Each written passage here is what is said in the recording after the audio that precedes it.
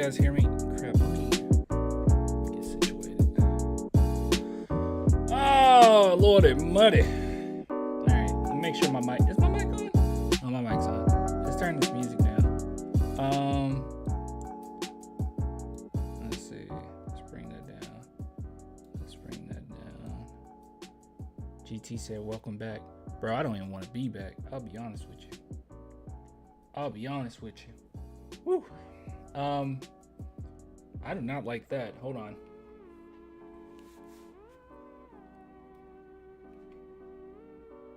I'm content with that. All right, what's up, y'all? I don't know why I didn't have that on. What's up? How everybody doing? I haven't looked at the chat. I know that there's a game on. It's super hot in here. All right, super hot in here.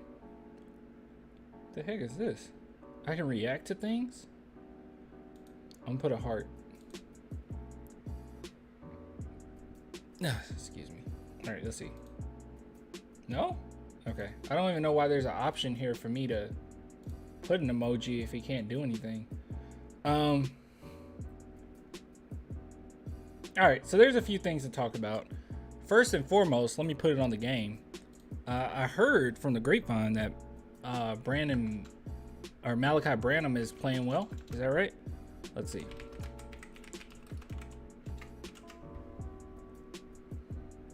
Get Swish Hill on here sometime. Need his thoughts. Heck yeah. I just got off the phone with him. Yeah, I just got off the phone with him. Oh, crap. I don't know where I can find the game. Can someone tell me where to find the game? Is it on ESPN's website? Or do you have to have... Because then I have to get kind of smooth with it. Oh, here it is. Is this it? What the heck is this? Oh, I found it. ESPN. Yeah, okay. You know, we don't pay for ESPN around here. All right, let me see. Let's see. Let's go ahead and mute this bad boy. Oh, it's already muted. Cool. Give me a second. I'm gonna watch some of the game, and then we have some things to discuss. All right, a few things to react to. Not a ton, but it's quite a bit. Wait, god dang it! Why can't I get rid of this? So many pop-ups, man. When you don't pay for things legitimately, you get pop-ups. Just a bunch of pop-ups. This isn't fair. This isn't fair. All right. Okay, I got it on now. The Summer League squad might be too good to add Wemby. Dude, Wemby he'll play a game. I think Wemby will play a game. I know we've seen quite a few things saying that he'll play 2. I think he'll play a game. Clan we just traded for Reggie Bullock and 2030 swap. I guess we can talk about that really quickly. Do we want to talk about it? I mean, I guess since the chat brought it up, we might as well talk about it. Yeah, we'll just dive straight into it. So yes, that is true. So the Dallas Mavericks, San Antonio Spurs, and Boston Celtics are finalizing a 3-team trade. All right, let me give you my thoughts on this, okay? So from the looks of it, initially when I saw multiple second-round picks, and chat, please correct me if I'm wrong, I think we actually didn't give up anything. If we gave up anything, maybe 1 second-round pick. I don't think we gave up anything. I think this whole deal was just for us to take on Reggie Bullock and an unprotected Dallas pick swap in 2030. Which is a pretty big deal because the Dallas Mavericks might be trash by then, especially since your boy Luka Doncic doesn't seem very happy. So we'll see what direction they go in the future. I will say this, though. As you guys know, I absolutely love Brian Wright. I love what he's been doing with the team. I love everything about him, okay? But there is one thing that bothers me, okay? And everyone has a flaw. Just like Popovich's one flaw is sometimes he can overcoach, right? I.e. 2013 finals. But, you know, everyone has their flaws. And I feel like Brian Wright right now is constantly looking towards the future. Like, all the time, and I agree with it to an extent, but now it's getting to the point where it's like we have so many picks till I'm just a little confused. And 2014, now this upcoming 2014 draft is not going to be the best. Oh, there's my cat. Oh my gosh. She did that. The 2013 draft isn't going to be the best. I mean, 2014. 2025 is going to be really great. But man, it just seems like he is constantly looking towards way in the future and not short-sighted at all. And I think sometimes it is good to have at least a few moves that help us right now, or at least in the next couple years. But I don't know. That's just my thoughts. I'm not necessarily saying we need to build around Wemby right now. I don't agree with that. But it is just a little strange. It's just a little strange to me. I thought we gave both teams 2 seconds each. Oh, maybe that is that what happened? Is that what happened? I have a feeling under the new CBA that second-round picks will be way more valuable. Well, that's a good point as well. That's a good point as well, because you're not going to be able to just throw money high-end talent. So let's see. Let's see if I can find it on Google. And hopefully my cat sits still. So give me a second. Hey, sit still.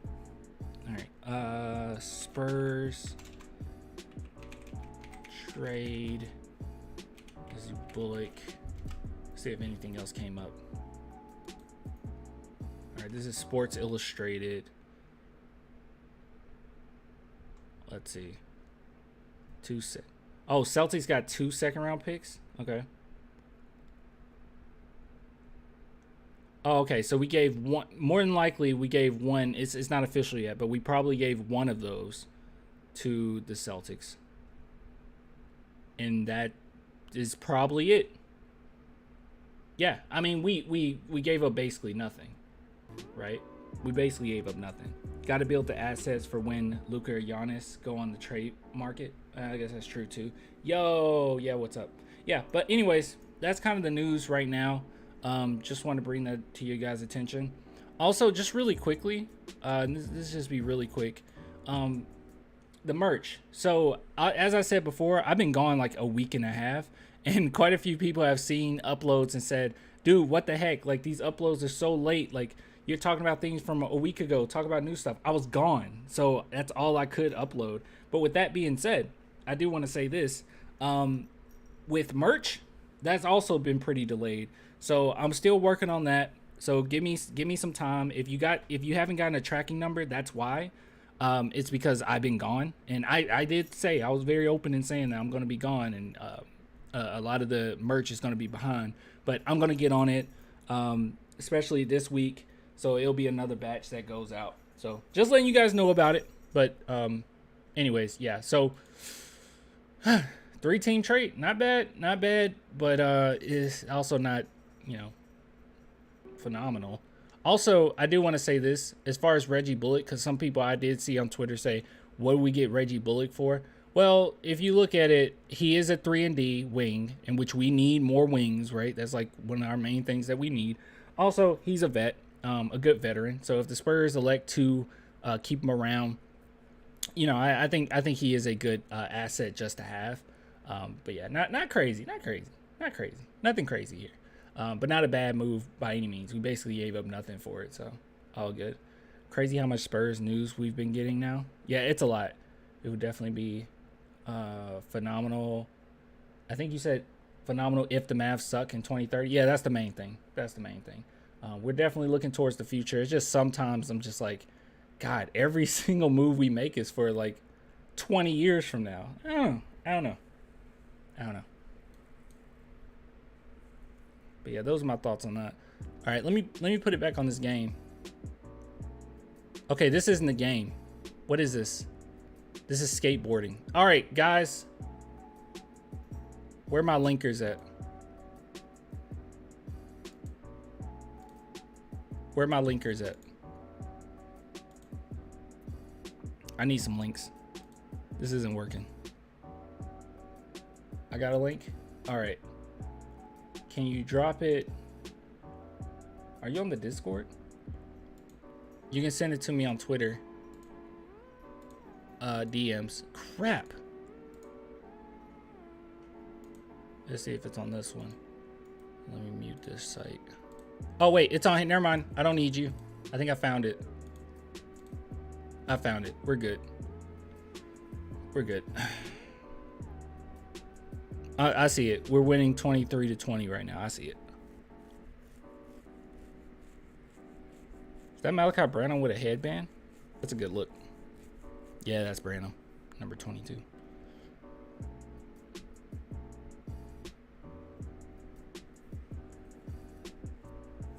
Who was it that just shot that shot? Did the Lakers take Max Christie? Is that who has Max Christie? I do not like Max Christie, by the way. Not like as a, like, I don't dislike him as a person. I don't like him as a player. Or at least I didn't like him when he was drafted. Oh my God, City Sissoko got up for that rebound.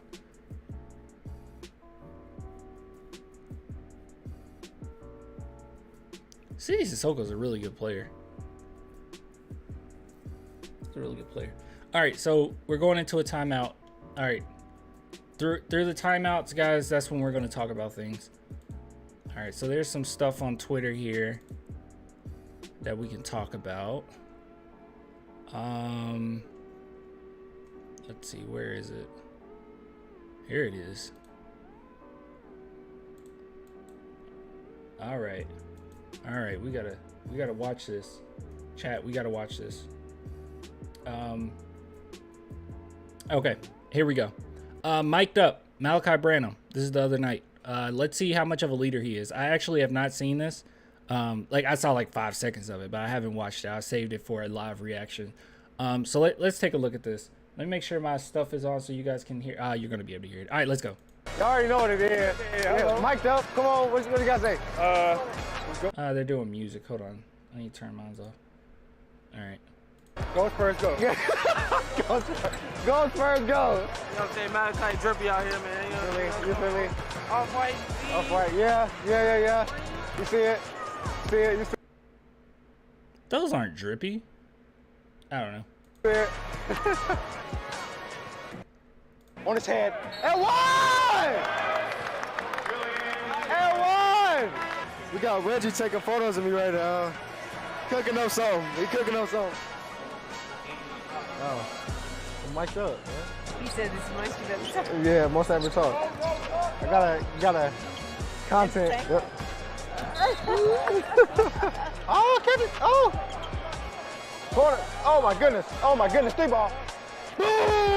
Okay, one thing that I did notice right off the bat, I do like the fact, and this is something small that I think that people aren't going to really care for, and it's just going to be me. The fact that he knows everyone by name, I think is a big deal. A lot of times these players, they get to the NBA and they're all about themselves, and they usually are teammates. They know their teammate's name, but I think it says something about your character when you know everyone's name. And leaders do that as well. Like if you look at old clips of Michael Jordan, for instance, he knows everybody, right? he knows everybody. It's same with LeBron too. It's just a matter of being humble and not necessarily thinking you're above anyone. That's a big deal. That's a big deal. And the fact that he can just talk to everybody, that's a good thing. Corner. Oh my goodness. 3 ball.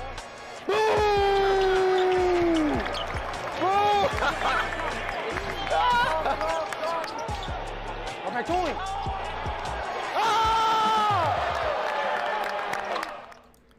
That was good. I liked it. I like Brandon. I said Brandon Miller. Oh my gosh. I like Malachi Branham quite a bit. True leader.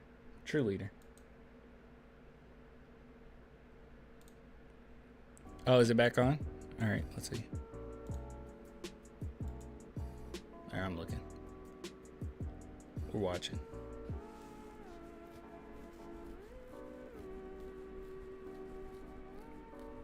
Is that Max Christie? I just said I don't like Max Christie. Is that him? That's Max Christie. Oh my God. He did get bigger though.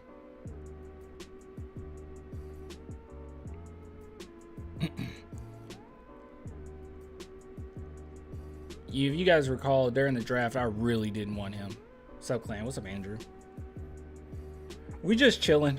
I'm watching the summer league game, but at the same time, we're talking about quite a few Spurs things, some Spurs news. I'm just glancing at this real quick because we don't like the Lakers around here. Okay, I'll be honest and transparent with you guys. Everyone on the court right now, I don't know who they are. Yeah, not familiar with who these players are. I'm checking out. I see a lot of potential in Champagne. And he showed that last year. He proved himself pretty quickly. Yeah, I like him. Saw Reggie Bullock. Yeah. I saw it. Hello from France, Spurs fam. What's up? Max Christie with a good rebound. Okay, Max Christie looked way more comfortable than he did pre-draft. Oh, we just blocked the crap out of him.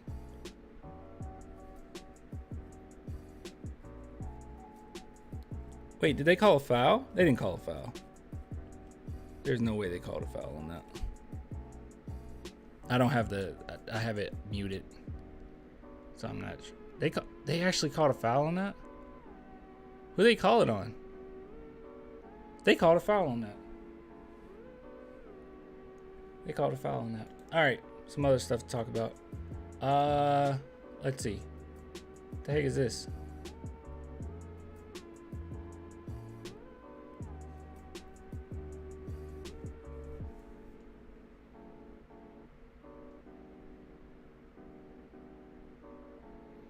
Okay, maybe I need to find the full clip of this. That's number one going to teach you how to be a pro. Yep. So many guys fail just because they never learn how to be professionals. Right. And so, all right. Okay. All right, chat. I haven't seen this. But I know there's more to it. Someone actually sent me another link. So let's just look at this one. I liked it the other day without watching it. I just wanted to go back to it. I probably need to just start bookmarking this stuff. By the way, Twitter sucks now. Any alternative, I'm on it, dude. Someone sent me a link to Blue Sky, and I'm on Blue Sky now. I think Zuckerberg is going to do his own version of Twitter. I'll be over there. Twitter is awful. But anyways, all right, so we'll watch this clip, and then I'll go to whatever link someone sent me on Twitter. So let's see here. I think the kid, number one. Oh, by the way, this is Draymond Green talking about Wembanyama. I did not set that up well enough at all. So, yeah, apparently he talks about Wemby. One of the best things that could ever happen to him is going was to the San lottery. Antonio. And you go to San Antonio with Coach Pop. That infrastructure, that's number one going to teach you how to be a pro. Yep. So many guys fail just because they never learn how to be professionals. Right. And so that's great for him.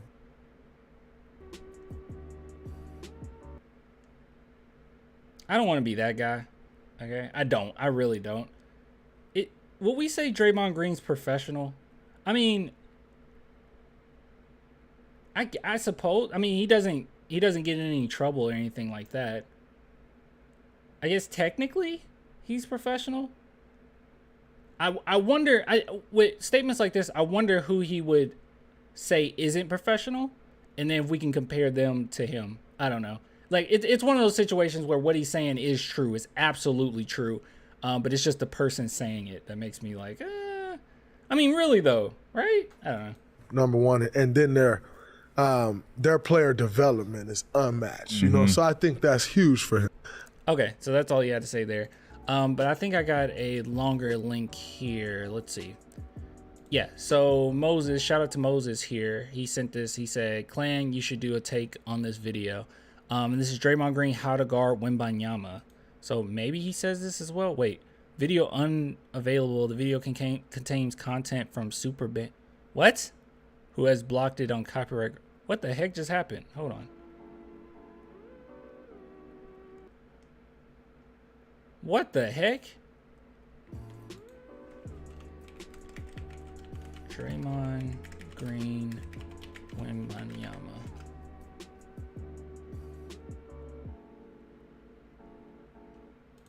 Wemby obviously went first this draft. Fucking phenom. 7'5". Talk to me. How would you guard him? Cause I tell people like he's elite, hell of a talent. But some of the shit that I seen, he's not we're not letting him do that in the NBA. But you're not just dribbling it through me like the Harlem World. Exactly. So you would injure him. That's Draymond. Draymond's answer is injure him. Go for his knees, punch him in the face like he's his teammate. That's his answer, I think. Just let him talk. I'm sorry. I saw some of that. And, like, don't get me wrong. Like you said, he a phenom. I think the kid, number one of the best things that could have ever happened to him is going was to the San lottery. Antonio. And you go to San Antonio with Coach Pop. That okay. That's where the clip. Okay. Let's skip through. For him. But some of the stuff was just like, I mean, come on, bro. Y'all can rip that Damn ball. good player, like, and special talent. Like, to even be able to do some of the stuff he was doing, like, it takes a very special, at that size, Right. very special talent. But, like, you got to press up into him. Mm-hmm. Like, you can't let him get comfortable. Mm-hmm. If you let him get In the NBA, he's going to get comfortable. I'll tell you guys that right now. In the NBA, he's going to get comfortable. I mean, shoot, we watched the playoff. Well, I know I watched the playoffs, him in France. And I have to say, like, completely different game. Way more physical. The court is shorter. You just hang around in the paint. And it was tough for him to score at times. But he still was unstoppable when it was 1v1. Like, it was still nothing they could do about it. And in the NBA, with our rules, it's not much you can do, man. You just shoot it right over the top of you. Get comfortable, you lose because you're not blocking his shot. He may not even see your contest. Like, he's 7'5", Right. and he shoot the ball up here. Right. He may not even see your contest. So you have to, with a guy like that, I feel you got to do your work early. You know what's crazy about this? Okay, you know what's absolutely crazy about this? Draymond Green is a seasoned veteran. I talk a lot of trash about Draymond, obviously. But he's a seasoned veteran, okay? He's earned his championships. Very good player. Great player even in his prime, right? I really do like Draymond Green's game. And as long as he's been in the NBA, this is a rookie that he's talking about. And he's straight up just blatantly saying, I'm afraid of him. I mean, without saying it, right? Like him, Giannis, the same thing. There's just like, I don't know how you guard him. I don't know. He hasn't even stepped on an NBA court. He hasn't even stepped on a summer league court. And this is what we're getting. That this dude actually is special. I'm sorry. It's not enough just for me to talk about it or for fans to talk about it or for ESPN analysts to talk about it. The fact that we're getting LeBron James, Steph Curry, Draymond Green, Giannis, Porzingis, Andre Drummond, like all these players, Paul George, come out and just say how great they think he is, speaks volumes of the type of player he is. Because these are guys that would know, right? That will watch him and have a pretty good take. For the most part, some guys don't have good takes, right? But for the most part, I do trust a lot of what LeBron has to say when it comes to basketball, or Steph Curry, Giannis. I do trust those guys. And they all are just in awe. So I don't know. You know what I'm saying? Like, I'm crowding him from the time he started running up and down the court. Hey, I'm watching the game. Chat, shut up. I'm watching the game. I'm watching it. It's on my other screen. All right, I'm paying attention. They get the rebound and they start coming. I'm crowding him because I can't let him get to a space where he's comfortable, where he's going to get to that space and do what he want to do. You can't. Right. If you do that against talents like that, or yourself, like, if I just let you get to the space where you get to operate and bounce, like, good luck. Like, ain't nothing you can do to stop that.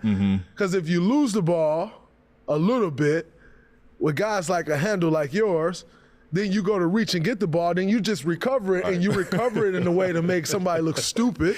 And so, like, you just can't allow him to get to a place where he's comfortable. So for me, you don't even know where he's comfortable. I mean, he's been so experimental overseas. We don't even know what's, like, he has a few go-to shots, I guess, but not really. He's been doing so many different things. Even in the France playoffs, he wasn't the same player that he was at the beginning of the playoffs. Like, near the end of the playoffs, he didn't look like the same Wemby. Not in a bad way. It's just that he adjusted to his competition. I don't know. I don't know what his shot is. I'm all the way up and pressed up into him from the time he starts running up and down the court. Yeah, but it's interesting because I know he's 7'5", but at the same time, it's like, to me, he's kind of positionless. Like he's not gonna put him at the center. No, more than likely it's gonna be power forward, center, or power forward or small forward. You can put him at the center. I think you get more utility out of him on the defensive end if you do put him at center or power forward. That's just me.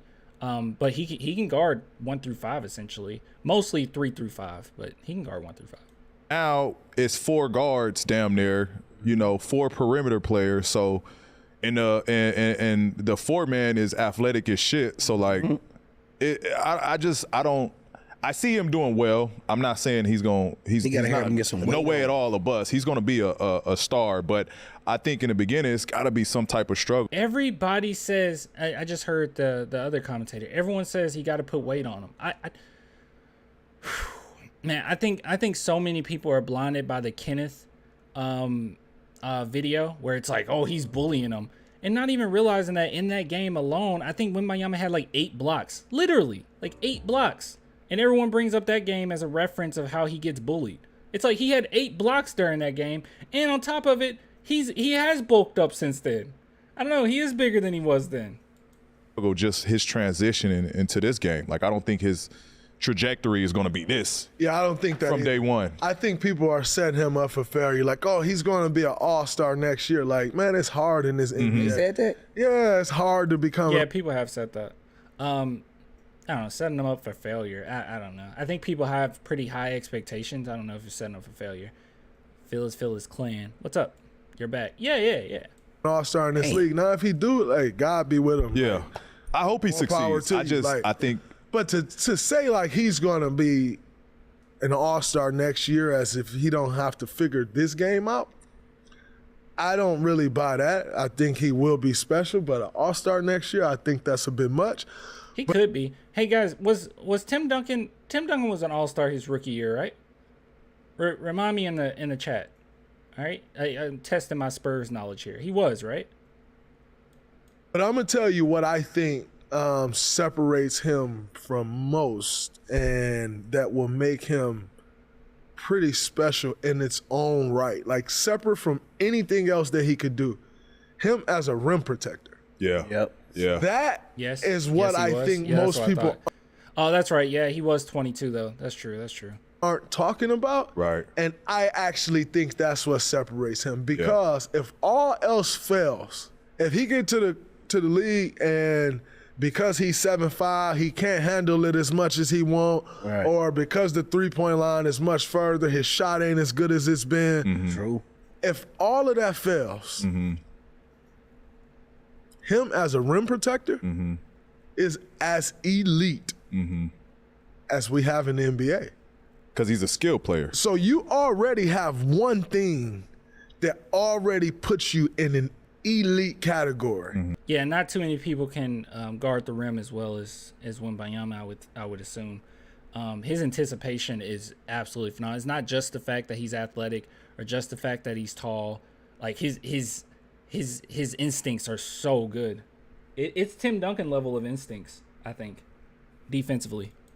And that is a rim protector. For sure. And as we all know, teams are always looking for rim protectors. Right. You get paid. I mean, there's someone in the NBA getting paid as a rim protector. Hey, probably Andrew, more money than thanks you for becoming a member, man. which is a lot of money. Another E from France too. Yeah, he is from France. No, you know, he gets paid a lot of money. As an elite rim protector. Right. And so, I mean, if I'm his agent, I'm walking in right now like, hey, RC and Pop, listen, I understand, but we can agree to this max deal right now because clearly rim protecting is going to get you a max deal. Right. And he will be. Is that true? I guess that is true. How many great rim protectors do we have in the league right now? Hold on. I'm looking up a list. Best rim protectors NBA. Let's do 2023. Let's see. Best rim protection free agency. No. Best rim protectors. One Kai jump. No.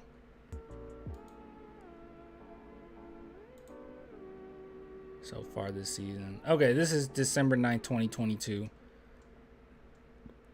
Jared Allen. Clint Capella. Okay, Biyombo. Jalen Smith. Jaden McDaniels. Nicholas Claxton. Draymond Green. Zubac. Sabonis. Brooke Lopez. Yeah, he's going to be up there, guys. Yeah, he's going to be up there. Yeah, he'll be up there. He's going to be such an elite rim protector that I think that already separates him. Like that right there alone. Now, if you're talking about he's about to break every offense down, and I ain't buying that yet. Like he can get to that, and he has the skill to do that. But that's going to take some time. Right. But the rim protection, he got that. He got that from day one, and that's special. Because I think he's in a category where we haven't really seen someone be ultra successful. Like we had Porzingis. Porzingis came over. I mean, he was great. He had a great stint, but he didn't really crack that of what he could have been. Absolutely. He's not even disrespected. He's not even being disrespectful because Porzingis even said himself that Wemby's better than him. Absolutely. Right. You know, Bobo. Yeah. He's still young, but he hasn't quite cracked what he could be. He needs some size at that on him size. too. Yeah. So it's a unicorn. It's a rare air that he's in. Like, Not only is it a unicorn, but you also get to a certain height where it becomes a disservice in this league. You know, like there's nothing he can do about being 7'5", but I'm not sure 7'5" suits you better than being 7'1". Right. Or like being 7 feet. With his skill set. You know, with his skill set. Being 7'5" almost does him a disservice. Like, yeah, you can catch and fit. But with the skill set that everyone loves about this kid, being 7'5" almost hurts that. Because once you get to this level, you're going to run up against guys who's way stronger, that moves as fast or faster, and they play way lower to the ground. Right. And as you know, low man. Possibly. I would agree if it weren't for like all of the games and footage I've seen of Wemby so far. Like he is just as fast. And then when it comes to him guarding like guards, he locked them down quite often. And then when it comes to them guarding him, he's super low to the ground. And I haven't seen Wemby get just stripped. I know the NBA is going to be another monster kind of, but overseas is more physical. Like, you would assume that overseas is where we will really see all the flaws because they can get so physical, because everyone talks about how, well, what about his strength? Because he can't necessarily utilize all of the court like he would be able to in the NBA. You would assume that that's where we would see all these flaws, but I have not seen it. I hadn't seen it, so I don't know. I mean, usually I think that he would be right, but with Wemby, I don't know. And wins. Right. And so if you just running up into that, like 7'5" kind of hurts you. And so I think that's something that he's going to have to adjust to as well, that people aren't really accounting for. He got the like right your coach. point. Ain't many guys over 7'2" Has been able to do it. doing Zubac. much in this league. Yeah. Like, and Zubac 7 feet. Yeah. Like, But he's he's a center. He's like legit. you're a legit center. Like Wemby is like a 7'5" 3-man. Like Exactly. he's He a really swing is man. just tall and can Exactly. do all that. Do all of that. Like they keep comparing him to Kevin Durant, right? exactly. But Yeah, guess so- what? If he's going to play the 3, guess who's guarding him? Yeah. And I'm the same Defense approach. man over I'm here. climbing into him. Pause. Already, that was a quick one. I think his height, which everybody's going crazy. I prayed that he doesn't grow anymore because at 18 you could possibly He's still be growing. And that's a disaster for him. He's 19, right? But like I more than anything, I actually worry about his height more than anything. Because I don't want him to be a Greg Oden or what's the boy? Greg Oden. Hope. Is that say his red name right from Portland? Yeah, Greg I Oden thought he was came going over, to got be injured. the greatest thing ever. He had commercials early. Ex-Shaq. And then he what happened? What if he just? hard What to if he stay comes healthy. over and he's just the next Luka? Like, what if there's a Wemby Magic? If he just is, comes over and it's like, damn, this motherfucker unlocked the game at if he 7-5. does, God bless his soul. God bless San Antonio. Because if he does, And Draymond's like, look, I'm almost on my way out. I don't have to deal with it for that much longer.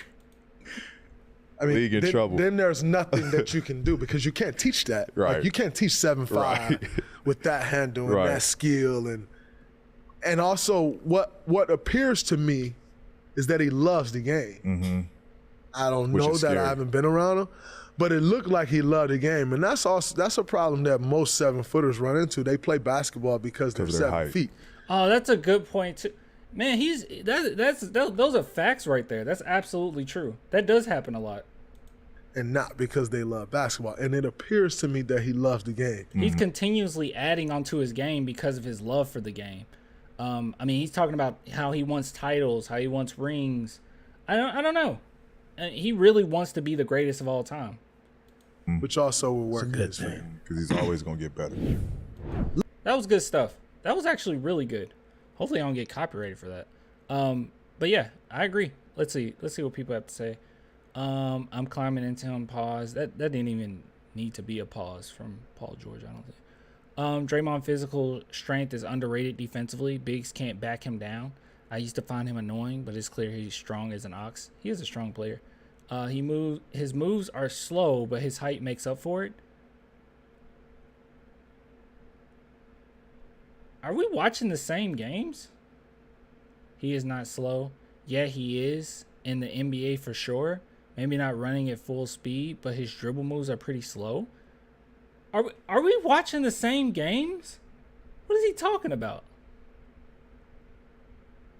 I don't think we're watching the same games. Yeah, I completely disagree. Draymond is elite mind when it comes to defense. One of the most intelligent debate I ever heard about Wemby and US. Thanks. It was pretty good. It wasn't a debate, but I'm scared Draymond would hurt that kid. Honestly, I fear he'd kick him in the sack. Yeah, that's true. I mean, when they say how you guard him, I mean, Draymond basically said, I'll punch him. I don't know. Dre going for the nut. Yeah. Why he do Rudy Gobert like that? Oh, wait, did I miss something? What was the insult towards Rudy Gobert? I don't know. He gets to be coached by Pop, Tim Duncan, and David Robinson. It's already over. Don't forget Tony and Manu. I don't know if you guys saw. Here, I'll show you. Speaking of Tony, he's already breaking down film with him. He's already an issue. As we can see here. This is Wemby, and that's Tony the other day having lunch and looking at some film. I wonder what they're looking. I can't even tell. I can't even tell what that is. I don't know if that's a Spurs game. I can't really tell. But yeah, so I don't know. It's gonna be It's gonna be nasty, guys. It's gonna be nasty. It is going to be a bloodbath. It is going to be a bloodbath. Crap, my game paused. Hold on. Yeah, commercial.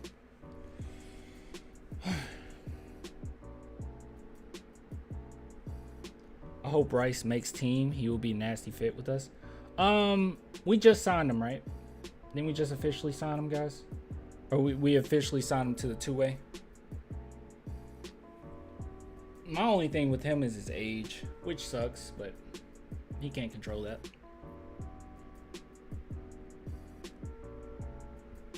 I'm joking. Just making an overreaction based on how good these other pieces are looking. What'd you say? I didn't even see what you said. We need to trade Branham. Oh, okay. That was the joke. Who is that? Is that Travis Scott? No, that's not Travis Scott. What's wrong with me? Who are you? Who's the guy with the dreads? Not the dreads, the plaits. All right, back on the game. Ah, you got to finish that, Dom. The heck are you doing? How do you guys chat? How do you feel about How do you feel about Blake Wesley in the past couple games?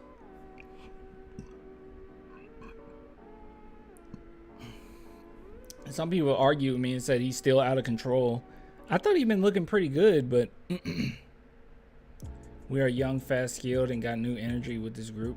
Should be a lot of fun, or should be fun times. Yeah, it should. Malachi just got blocked. He just passed it to a driving Blake Wesley, and he turned it over. And then the Lakers turned it over. Solid playmaking in the first game from Blake. That's what I thought. I'm still not 120% like sold on Wesley, by the way. I like Wesley, but I'm not 110% sold. Ah! Malachi almost finished the dunk. Got fouled. Lonnie went to the Nets. Okay. Wait, wasn't that announced the other day? Did that just get announced? I thought that was announced the other day. What was the contract? Was it 1 year or 2 year? Gosh, so many people talking trash when Lonnie played okay with the Lakers initially and said the Spurs held him back. It's like, bro, when are people going to learn that the Spurs don't hold players back? That doesn't happen. It doesn't happen. Steven Jackson putting that out there doesn't make it true. It doesn't happen. When players leave the San Antonio Spurs, they don't become like superstars all of a sudden. They don't. I mean, people tried to use the art. Well, actually, Steven Jackson used this in front of DeJounte, and he was like, "Oh, the Spurs held you back." But then, if you go and look at the statistics, they didn't at all. His statistics were better with the Spurs. It's like, what the heck are we talking about? And his team was a first-round exit.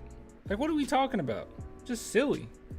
That doesn't happen. The Spurs do not hold players back. A lot of times, role players look their best when they're with San Antonio. I mean, we can talk about Jonathan Simmons. We can talk about Brent Forbes. Some people might not agree with this, but my personal taste, I thought Davis Bertans was at his best or utilized better with the Spurs.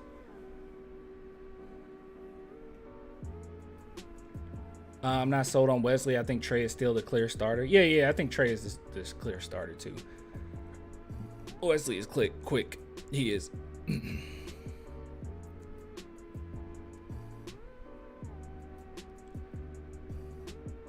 Glad we kept Mamu. I always say it wrong. Is it Mamu? I can never say his full name. What are your thoughts? I think that's a really good. I think he's a really good player. He's a really good backup big for us. Spaced the floor well. Smart player. He's good. It's one of those things, guys, where I know I don't talk about a lot of other players right now, and it's because I'm kind of trying to get in my head who are the main guys. Like Wembanyama, Sohan, I think those are long-term players right there. I would even go as far as say Devin Vassell is, right? Like long-term players. And those are the ones that I focus on until we're established and who's our guys, our main guys. And then when it comes to all the other players, all the other pieces, that's when I really start caring. It's kind of like the 2014. Oh, good shot by Malachi Branham. It's kind of like the 2014 Spurs, right? Like, I mean, we know our main guys, Kawhi, Duncan, Tony, Manu, and we know what we're going to get out of them, okay? There's nothing special there. But then we're a championship caliber team. Now I'm more interested in who is everyone else that's going to bring us over that hump. And I'm not really at that point right now with our players. I don't really think of anybody that's like, oh, who's going to bring us over the hump? It's just so many pieces that can come and go right now till it's hard for me to even know. Dang, Malachi Branham knocked that down. Good God. When he start getting hot, it is not fair. Here's a question. In the next few years, who's going to be better, him or Devin Vassell?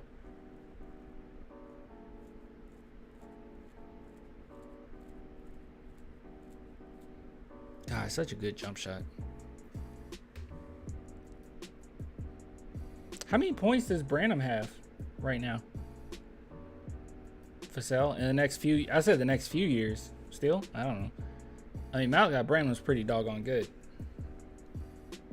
And keep in mind, even though he went later in the draft, he was initially supposed to be like a near lottery pick.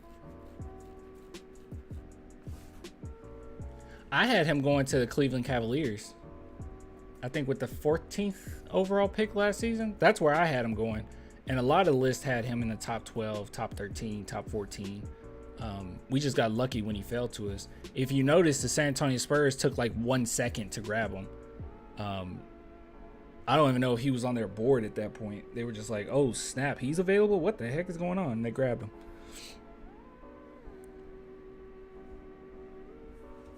Love Lonnie, but bringing him back will only hold Branham back. Who wants Lonnie back? Oh, wait. J-Bay says Lonnie should have some great games as he develops. One would hope so. And honestly, I'm glad our guys break out when they move to other teams. I just don't think that many players. I mean, unless you guys can give me like a list of players that left San Antonio and was just so much better, I just don't see that happen. I mean, they leave San Antonio and they're better players than they were when they first got to San Antonio. But I never seen a player leave San Antonio. I watched their game and I'm just like, what happened? Where did all this come from? We were holding them back. I never got that vibe. They always seem like the same player and just getting more playing time. Okay, Branham has 15 points. Okay. You know, like that's it. Like, it's never like, oh my God, they got so much better. When it seems like they always hit their peak with us. And that goes for a lot of players. I'm thinking Tiago Splitter. I'm thinking, like I said, Brent Forbes, Davis Bertans, Kyle Anderson. I mean, I don't think Kyle Anderson is like so much of a better player than he is now that he's not with San Antonio. It's like, no, he did all those things with us. Like, yeah, we utilized him well, and yeah, same thing. Mills. I mean, possibly, but I mean, when Patty Mills came to the Spurs, was it that much more development that we? I mean, did we really develop Mills like that? Where did Mills start off? Didn't he start with the Trailblazers?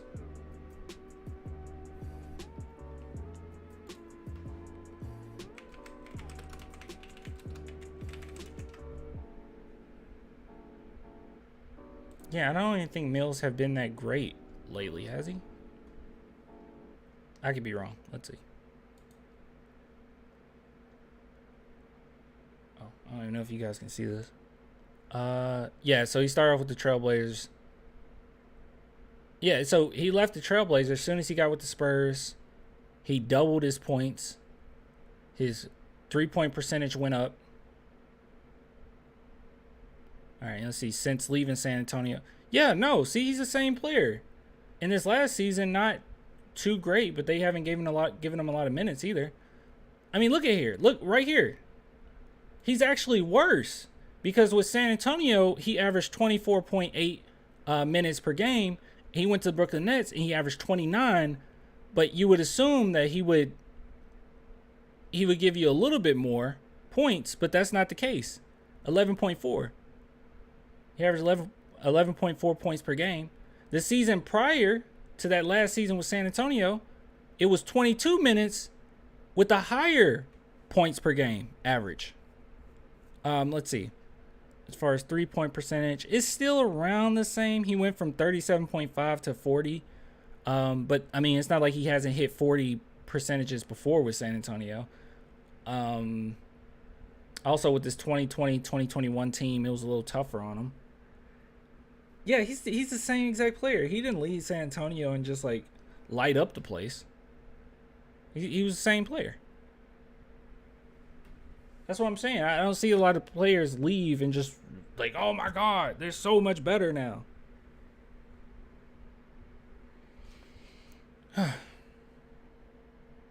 Chet and Miller, what about them?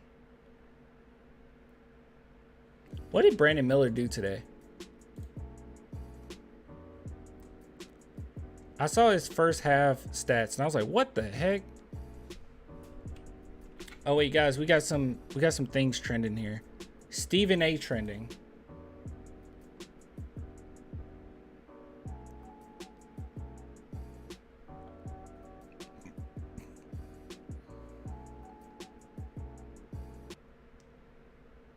Stephen A. on Fox News. I saw Stephen A. advocating for like some weirdo for the presidency. Stephen A. is weird. Let's see. Dame is trending. Let's see.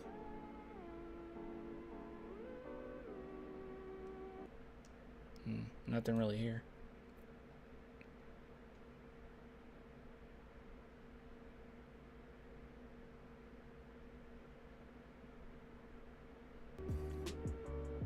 Dame really wants to go to Miami. And if you're the Trailblazers, you do everything in your power for him to get there.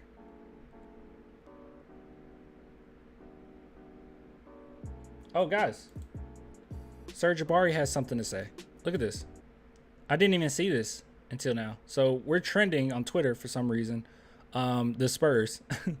And yeah, so 2 hours ago. All right, let's see what he has to say. Just came true in front of me. Hey. I want you to be full screen, my boy.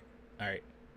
But honestly, I'm just not wanting to be big on being satisfied, but I'm just very blessed. I thank God for the opportunity, and I'm just excited to get to work. The journey's definitely been hard, but I embrace that. I love every part of the journey. I've had like 14 workouts. I had to go through Portsmouth. I had to do NBA G League and NBA Combine. So that whole process is draining to a lot of other guys, but for me, it's very motivating, and it puts me in a place of peace as far as being in the position that I am right now. And just to ultimately sign a contract and just to be down here in San Antonio, it's close to home, and just a dream organization that I'm a part of. I love Serge Ibaka, by the way. I fell in love with him actually on draft night when you guys were like sending me stuff and saying, hey, check him out. And we watched that whole interview of him like breaking down his game. That was really great. By the way, that got demonetized and I had to like clip things out, which was stupid. But anyways, I actually really like this quite a bit. So I see the chat asking, is he going to play in the summer league? He better play. Yeah, he better play, I would assume. I mean, why would he not? But he is very savvy. And I say this all the time. Like, people say that I have biases towards certain players, which honestly, yeah, I do. I think most people do. You have a like type of player that you gravitate towards more so than others.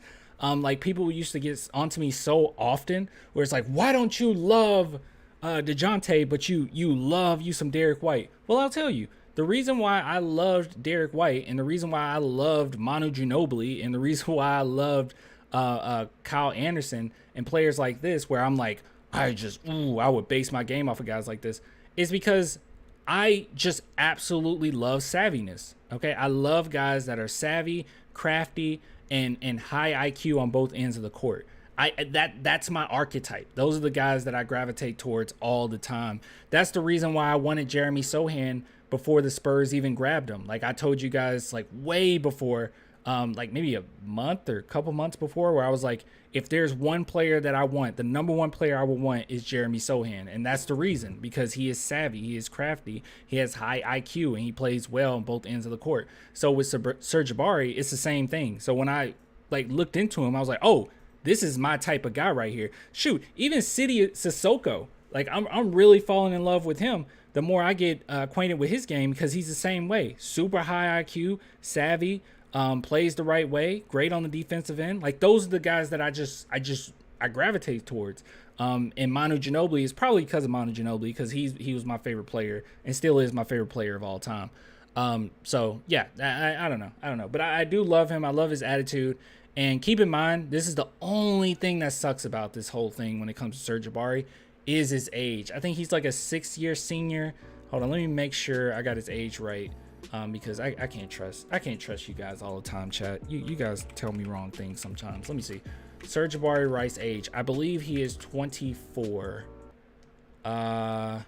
Wiki, 1998, December 28th. Yes. In not too long, he'll be 25. So that is a very that's an older rookie. Duncan, when he came into the league, he was 22. So I'm not gonna knock on him too much. I think he was 22, 21. So he's not that far off from that. But I'm lying. That's a big That's a big gap. But yeah, anyways, I really do like him, and I think he's going to be something special. Wasn't that age Ginobili finally joined us? We can work with it. Oh, that's true. That's true. Because Manu Ginobili, let's see. I think you're completely right. Because he was overseas. I think Manu Ginobili was 24. Let's see. Is it here? 25, actually. Okay, you guys are right. You're right. You're right. You're right. I'm wrong. You're right. I shouldn't trip too much. It was 25. Just check. Yeah, that man. God, Manu Ginobili had a great career, didn't he? Wow. Wow, I can't believe we got him at 20, or his first game was 25. That's insane. But yeah, good stuff. Good stuff. Thanks for correcting me there. Yeah, you guys are right. So it'll be good. It'll be all right. It'll be good. I'm watching this game again.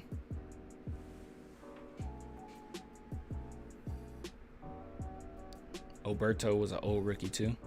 How old was Oberto?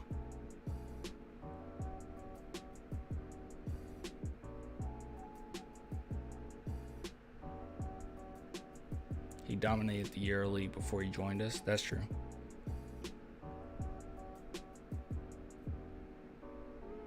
Malachi. Barlow, what you doing?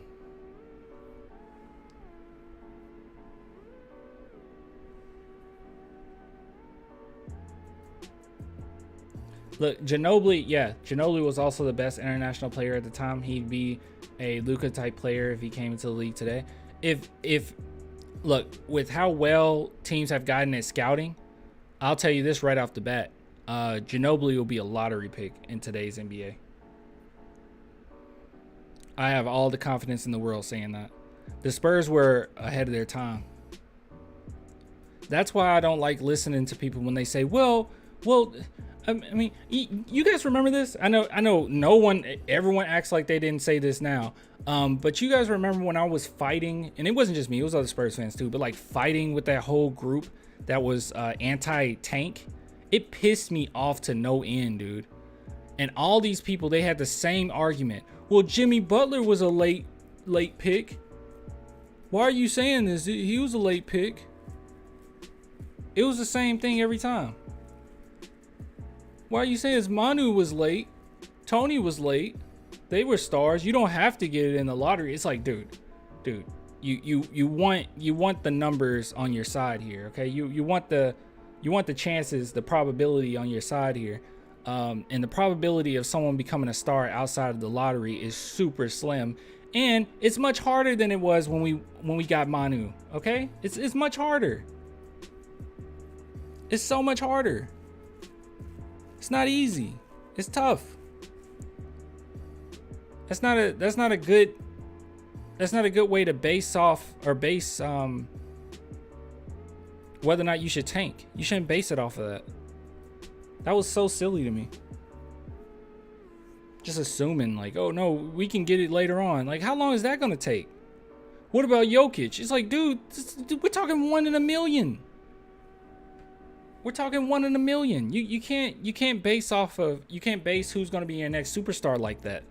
The fact of the matter is, David Robinson wasn't an undrafted late first round or second round pick. Tim Duncan wasn't undrafted late first round, second round pick. They weren't, okay? And Tim Duncan is better than Manu. David Robinson was better than Manu. Oh crap. Oh my God. Malachi Branham missing some easy shots. I love that he always has a smile on his face, though. It's all good. If we made late picks what they are imagine high picks. Wait, what? If we made late picks to what they are imagine high picks. Yeah, exactly. Blake Wesley with the poster. Oh crap. It's coming up then.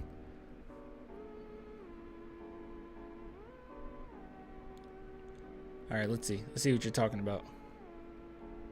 I'm about to see it. Let's see. Because I know mine's is behind your guys.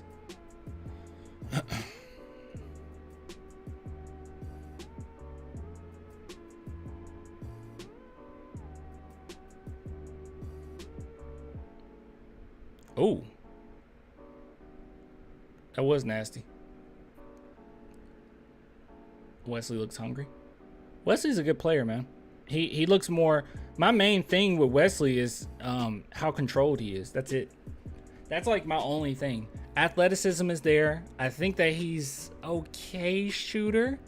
You know, he plays decent enough defense. It's just how patient are you going to be for your other teammates if you're going to be the point guard, you know? I like his game. I like it too. A lot of people compared him to DeJounte Murray, and I don't see that at all. Yeah, I don't see that at all. I mean, specifically, I mean his main draw to me is his first step, and I never thought DJ had a great first step. I don't see the comparison there. I guess the way that they're built, kind of, but I don't see it. He's nothing like. He doesn't play anything like him. Do you guys think Malachi Branham just got blocked? Do you guys think Brandon Miller's gonna be good? Yeah, I don't see any DJ in this kid. That's what I'm saying. I didn't get it either.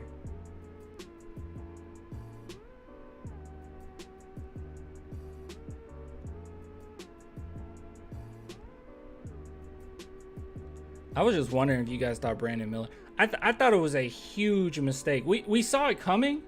We definitely saw it coming, but I thought it was a huge mistake for the Charlotte Hornets to take Brandon Miller over Scoot. I thought that was a huge mistake. I mean, huge mistake. Because Brandon Miller to me is closer to like Jabari Smith, where he could potentially be something. Like if everything comes together, he could be a star. But Scoot to me was like a sure thing. Good shot by Julian. I mean, it was a sure thing. Scoot's a sure thing. He's going to be a star in the NBA. Easy. Brandon Miller is like, okay, everything has to come together. And I know he gets compared, and he compared himself to Paul George, but he's nothing like Paul George. I mean, surface level, yeah. Okay, 3-level score, blah, blah, blah. But like, handle-wise, his ability to create his own shot, Paul George was far ahead of him at this age even. Or early on in the NBA. I just don't see it. Also, I always found it kind of weird that Brandon Miller would say, like, he thinks Paul George is the GOAT. Or I guess in his head, he's the GOAT. But, like, I mean, I don't want to talk bad about Paul George because he is a great player. But, like, Paul George is a sidekick, right? Like, when he was his main guy, what I remember from Paul George, do you guys remember this? What I remember from Paul George as being the main guy, as the leader for his team, is being in the playoffs, elimination game. He gets the ball at the end, passes it up. That player shoots the shot, and then he gets angry and talks trash about that player, points fingers after the game to say he should have got the shot at the end before everyone knowing he was leaving Pacers anyway. That's what I remember. That's him as like the main leader. He was always a second guy to me. He was always like a sidekick, a second option, a phenomenal second option at that, but a second option. So I always find it weird, or I found it really weird that Brandon Miller called him the GOAT. It's one thing to say I base my game off of him, but that a whole nother thing to say he's the GOAT. It'll be like which I wouldn't be angry with this because I love this player, but it would be like James Harden saying Manu Ginobili was the GOAT. We know that he based his game off of Manu, and he said that. But like, if he starts saying, they say, who do you think the GOAT? And he's like, Manu Ginobili's the GOAT. It's like, what? Another thing about Brandon Miller that rubbed me the wrong way, okay? And this kind of makes me feel like a old head. I thought it was very strange that he said that him meeting Michael Jordan wasn't a big deal because he never watched him play. I don't care if you're like 12 years old, bro. That's Michael Jordan. Everyone knows Michael Jordan's legacy. That is so strange to me. And then he was like, yeah, he was trash talking like he does on TV. And it's like, do you know who Michael Jordan is? Very just strange. Like, do you? Do you understand? But guys like Scoot end up injury prone. There's no evidence of Scoot being, becoming injury prone. I mean, I understand he attacks the rim a lot, but like what we call Westbrook injury prone, I wouldn't. And that's who he based his game off of. I wouldn't say Westbrook is injury prone. I mean, Tony Parker has some injuries in his career, but Tony Parker, he was the type of player that attacked the rim relentlessly. He doesn't get a lot of credit for that either, because he wasn't a high flyer or nothing like that. But Tony Parker always attacked the rim. I know everyone thinks of the floaters, like, oh, the floater. Man, Tony Parker was getting beat up around the rim all the time. They were knocking him out of the air all the time. No one ever talks about that. I mean, he had to adjust, right? He became a better, jump shooter and all that. But and Tony Parker, I mean, he based his game off of attacking the rim. And I never saw him as like injury prone. I feel like Scoot can adjust. He'll be fine. Tony Parker once led the league in points in the paint. I need to look that up. I know that's true, but I'm like really curious at who was like second and third.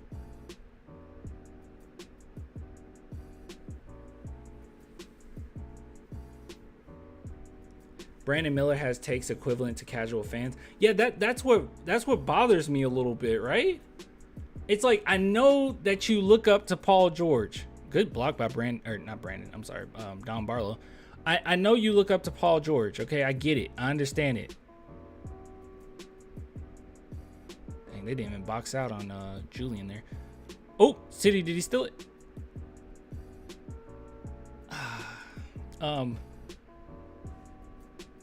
But yeah, I mean, I know you look up to Paul George. I get it. I understand it.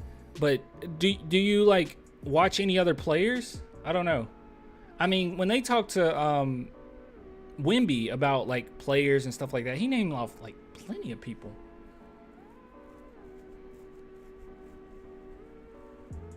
Just strange. I didn't say attack the rim. I said point guards that play above the rim. Okay. I guess the only one I'm like thinking about because he based his game off of him is Westbrook, and I wouldn't call Westbrook injury prone. But I will say this. Point guards that play above the rim,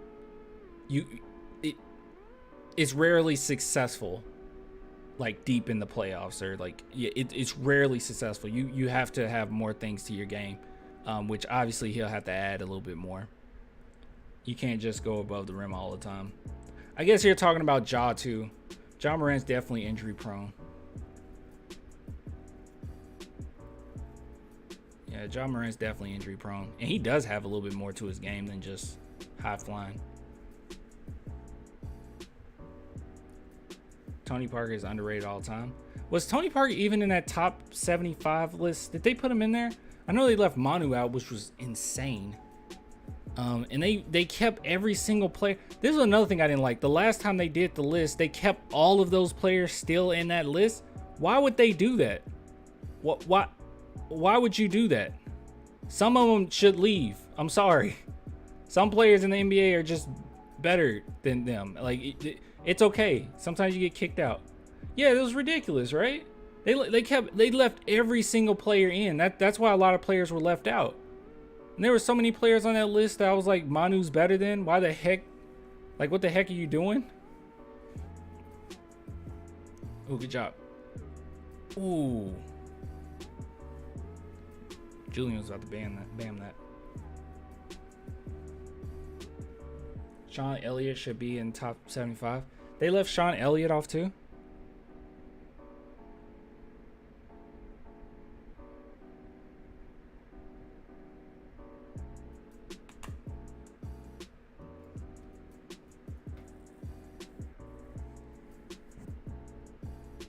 I wonder if Wemby met Gervin yet for the geezer. I have no idea what you just said. Sean was 90, I think.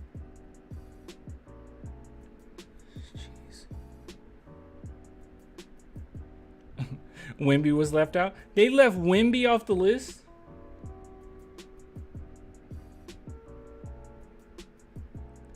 But the same people who agree with the top 75 list will tell you Duncan was carried in his career.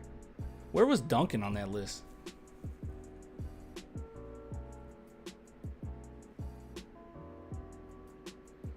I think you can make a legitimate argument that Duncan's the greatest player of all time. I don't agree. I think he's top 3. But I think you can make a legitimate argument. He was 8. I'm gonna look it up.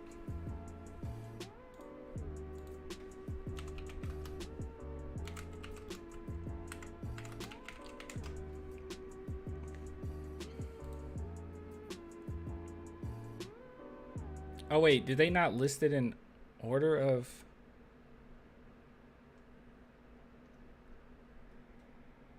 Oh no, they didn't list it. I thought they listed as like great. They just threw some names in there. No, this is it. Ranked. Is this it? All right. Yeah, Dame Lillard. All right, let's go to the top. So strange. So Michael Jordan, of course, as all things should be. LeBron, I would argue. I think Tim Duncan's better than LeBron. Kareem, Magic, Wilt, Bill Russell, Larry Bird is not greater than Tim Duncan.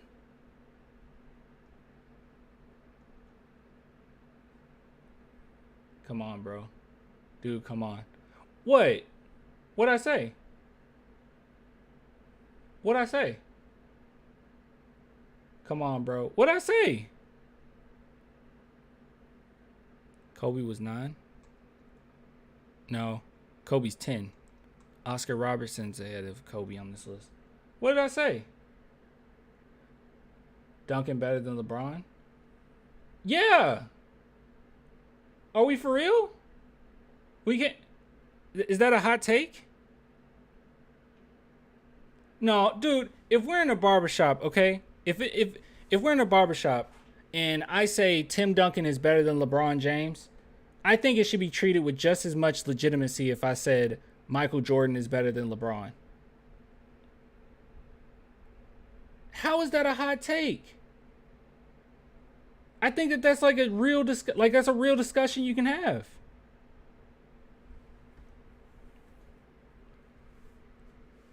Can you guys bring up, I mean, I guess you can bring up 2016, but like, can you bring up a carry job like Duncan did in 03? I mean, that was just, I mean, I never seen LeBron do that in 03.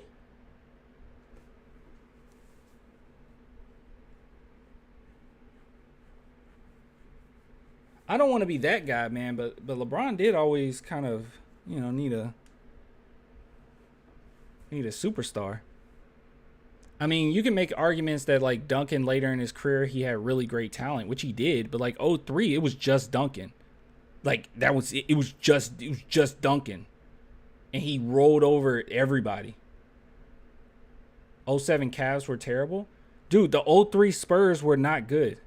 Are you kidding me? Are you telling me the 03 Spurs were good? Also, Duncan swept the Cavs, the 07 Cavs. So? And head-to-head, he beat LeBron twice.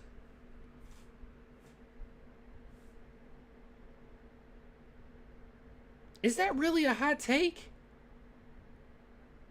Duncan was great, but come on. We can't... Dude, I think that argument should have just as much legitimacy as if we were talking about Jordan and LeBron. Wait, so if I said Duncan is the greatest of all time, like... That should be super controversial? Or if I said Duncan's the second greatest player of all time, is that controversial? Just that statement? Like, oh, no, come on, Duncan isn't... Seriously? Tim Duncan? What? What? Duncan is the greatest of all time? Dude, I've seen arguments where people argue whether or not Jordan or Duncan is the best. Hold on. AI greatest. It was something that I saw the other day.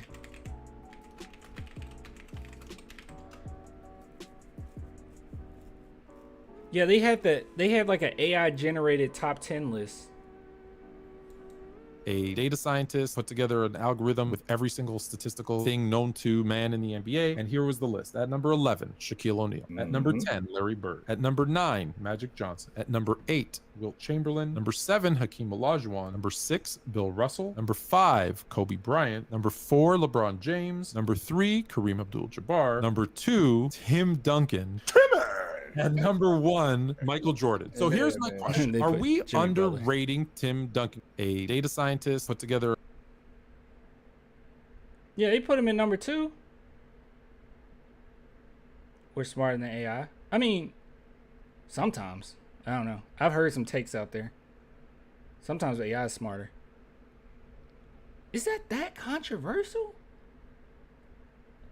And that's not me like saying, it's not like I'm saying like LeBron James is trash. He's not even top 5. Like, I'm not saying any of that. I'm just saying I personally think Duncan, watching both of those players, growing up watching both of these players, I just think Tim Duncan's better.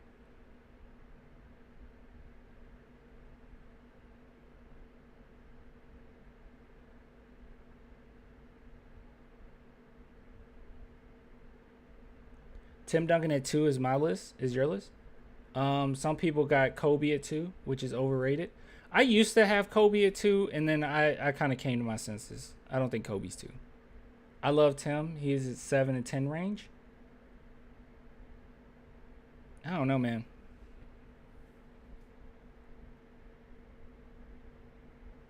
Said, but LeBron is better than Duncan. I'm not even saying like Duncan's that much better than LeBron. I just think Duncan's better.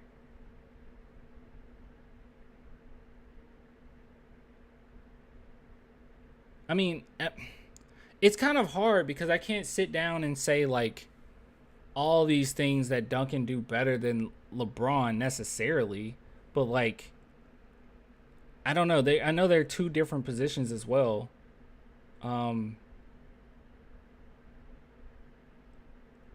mean, LeBron has better handles. He can pass the ball well, but Duncan, especially for his time as a big man, I mean, he's a really good passer. He's a very underrated passer. Bucket getter, I choose Duncan all day. Prime Duncan, I choose Duncan all day to give me a bucket. Not to say LeBron can't. Obviously he can. He's LeBron James, but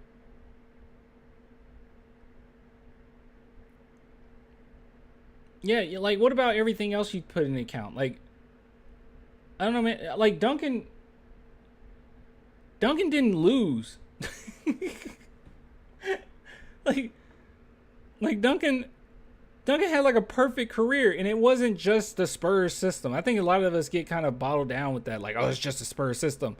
Duncan was the Spurs system for a long period of time. 03, do you guys understand what he did with the 03 team? Everyone brings up LeBron's 07 team. He didn't have enough this, he didn't have enough that.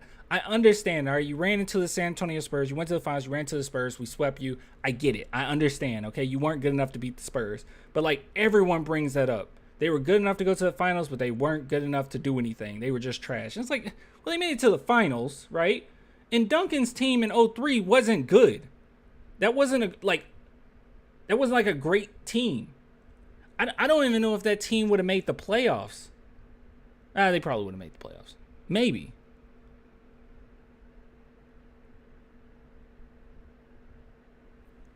You play who's in front of you. Yeah.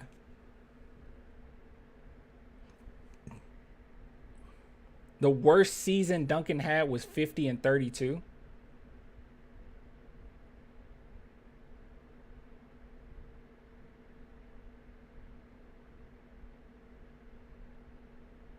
Like LeBron, and a lot of people don't think about LeBron pre-Miami either.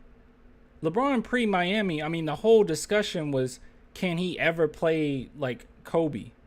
And like the discussion was like, well, is this player better? Is that player better? Is this player better? He went to Miami. It was a super team. I'm not holding that against him. Obviously, you know, you got to go try to get your rings. He went to a super team, won a couple championships. And the Spurs kind of stopped that. And then he went to the Cleveland Cavaliers, had another super team. won one, and then went to the Lakers. I don't know if you would call that a super team, but I mean, we'll be kidding ourselves if we said the pandemic didn't help that team.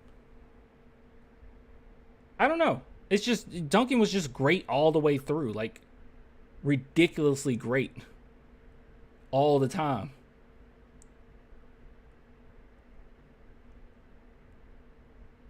Even Jokic idols Duncan. I mean, Duncan was just his amount of clutchness, man. It's just he was always keyed in every second of the game.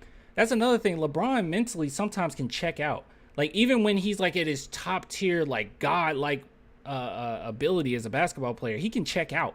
I never seen Duncan check out. I think back when LeBron, and I'm not saying they would have won the series because I don't think they would have. But when he went against Steph, KD, I think it was 2017? No. Or was it 2018?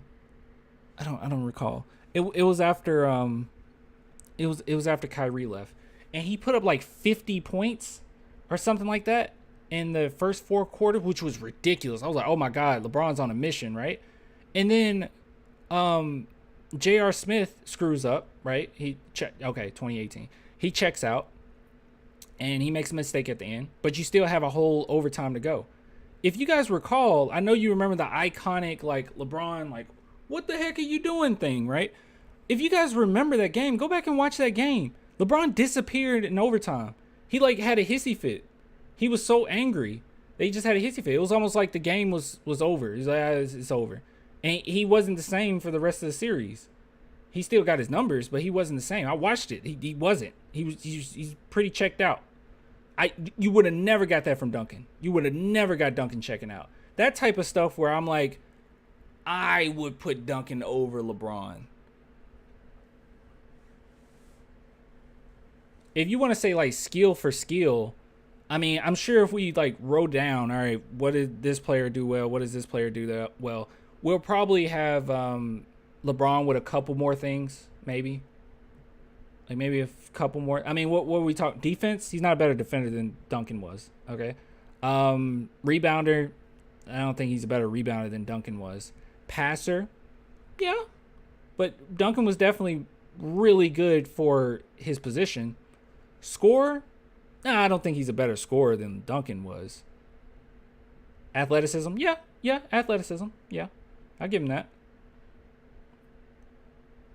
IQ, I think they're on the same level as far as basketball IQ. Leadership, I would take Duncan.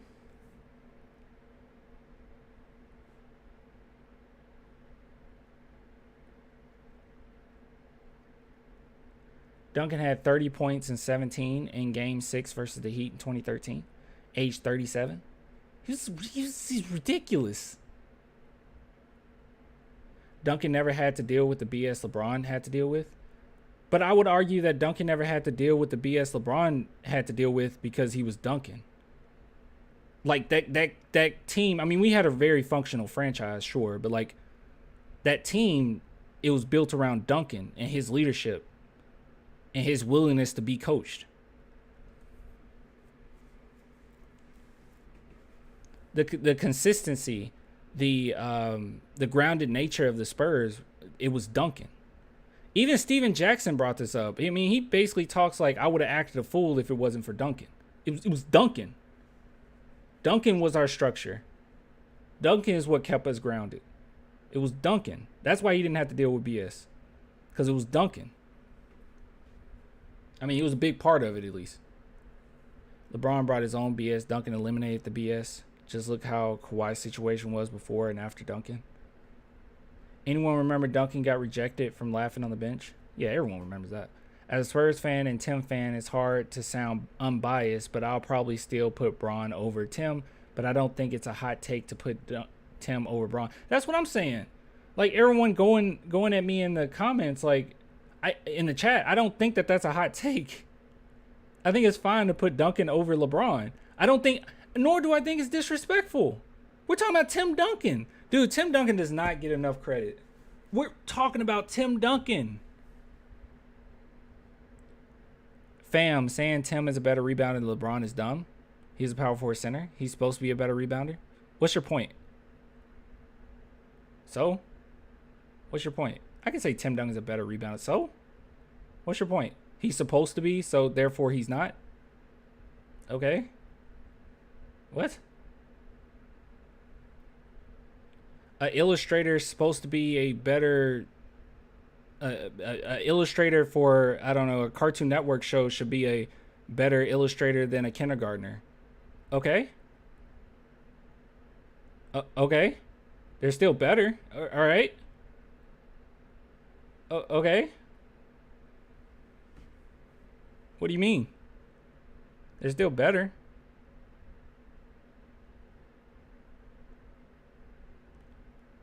Bron has had great coaches. He's a coach killer.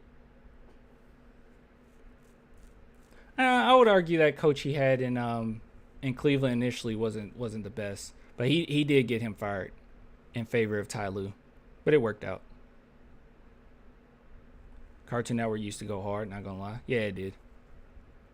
When all the Hanna-Barbera people came in to make new shows, the Cartoon Network renaissance. Now it's like, what, Steven Universe? That's like it. Great show, but that's like it.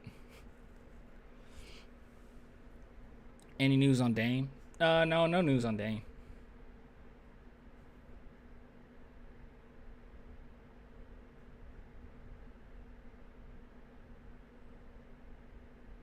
Oh yeah, you can make an argument. You're just not gonna change any minds or win it. Yeah. No, I'm just saying that I think saying Tim Duncan is better than LeBron should be treated with the same legitimacy as when we talk about whether or not LeBron is better than Michael Jordan or Michael Jordan better than LeBron. Like, that's an argument that you'll hear in a barbershop, which, yeah, you're going to argue, but, like, you're going to hear 50-50 or 60-40 on that, you know, 70-30 on that. Like, I think Duncan deserved the same amount of legitimacy when we talk about that. I'm not sitting here saying Manu is better than LeBron. Right? I'm not saying anything like that. I mean, that's just preposterous. That's just crazy. I'm saying Tim Duncan, arguably, well, not arguably, he is the greatest power forward of all time. Arguably a top 3 player of all time is better. I don't think that that's a hot take. You can disagree, but I think you should at least sit back and say, oh, well, yeah, I can see your argument, but like,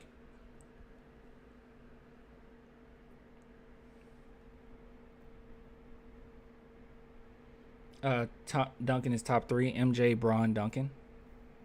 And I would say MJ, Duncan, Bron. Let me get back to this game. I have not been paying attention.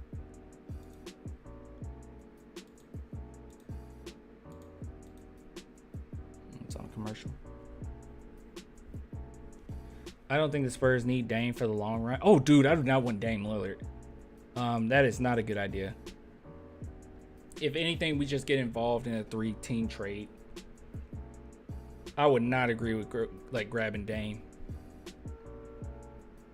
Duncan is definitely top 5, and he's still widely considered the GOAT power forward by his peers. Yeah. I don't think it matters the order because of the different time frames. Wait, what?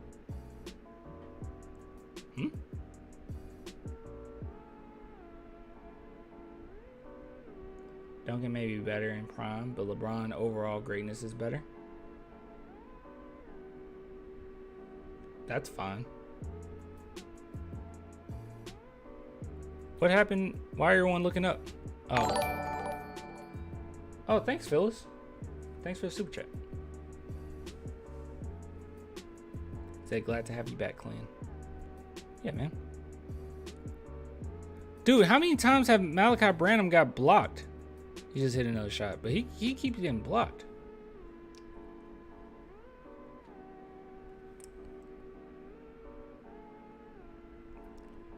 Spurs could get Hero. I want Jaime. Is that a hot take? I don't think that's a hot take.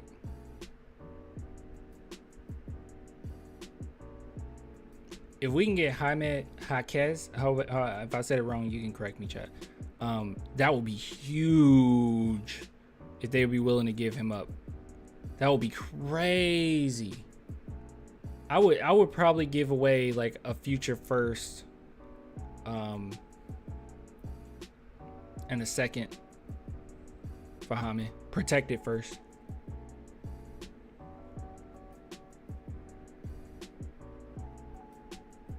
They playing right now? The Spurs? Yeah, they're playing the Lakers.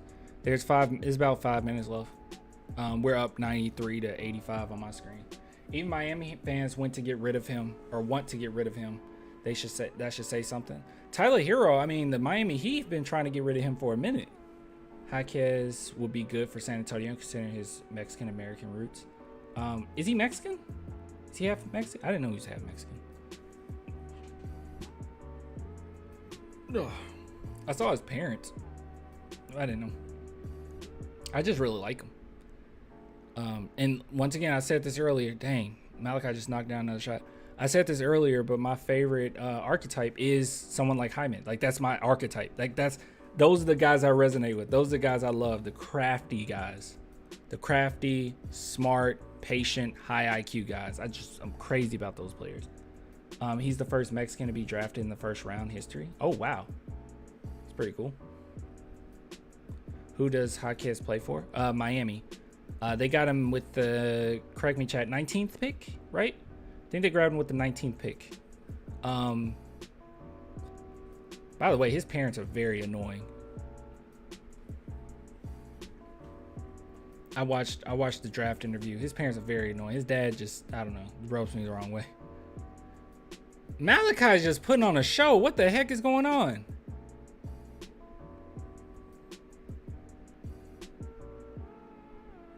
How many points does Malachi have now? Who's dad? Jaime. Jaime's dad. I think he's annoying. He talked like a reporter. It just reeked disingenuousness. I don't know. There's something about the way he spoke that just rubbed me the wrong way. He's like, he talked like a salesperson. 30? He doesn't have 30 points. Shut up.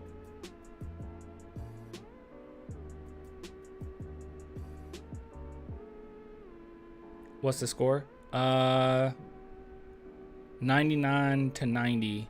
Spurs up. He got 30? Woo! 15 in the fourth quarter. Oh my God, he got a 30 piece. 28? Someone said 28. I'm gonna go with the 30 because I like that better. Now it's 99 to 91 on my screen. Give it back to Malachi. They're giving it back to Malachi. Oh, they're up on him too. Uh-oh. He's great around those screens. Oh my God, he's so saucy. That has to be 30, right? That's the 30. Nobody can touch our draft and scouting team. Some teams have caught up, but yeah, we're the OGs of great drafting. One thing I say this all the time, and I think that I think Spurs fans take this for granted. It is not normal to have as many guys that you've drafted stick with your team as long as they do with the Spurs. That is not normal. Other teams, that does not happen. They draft guys late first round, second round, or whatever, and they're gone immediately. The Spurs, we're so good at drafting till these players stick with us for a while. That's why it stands out when guys like Luka don't work out. Luka Samanic. Like that's why. When guys like that don't work out, that's why you hear so many Spurs fans complaining like, "Oh, we really screwed up here." And it's like, "No, you're just accustomed to something that other teams aren't accustomed to, and that's keeping your players around." That doesn't happen. If you were actually comparing the Spurs to other teams, you would say other teams are like terrible at drafting, which isn't true necessarily. It's just we're just so good at development that guys stay with us for a long time. But that's not normal across the league. That doesn't happen.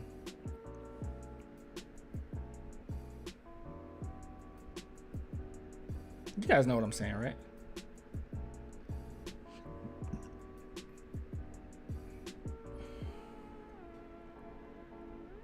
What?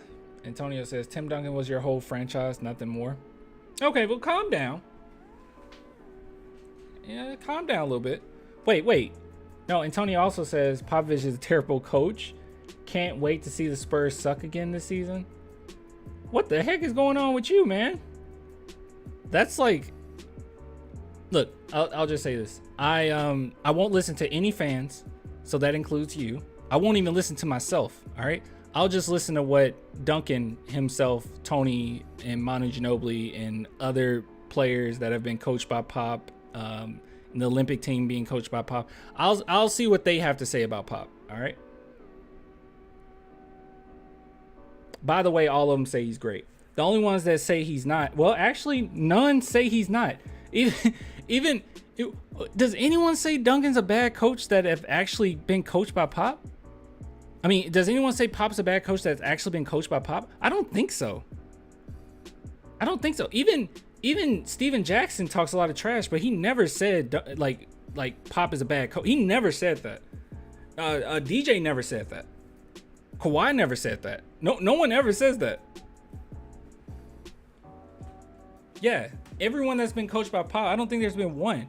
I mean, Robert Horry talks trash, but he doesn't say Pop's a bad coach.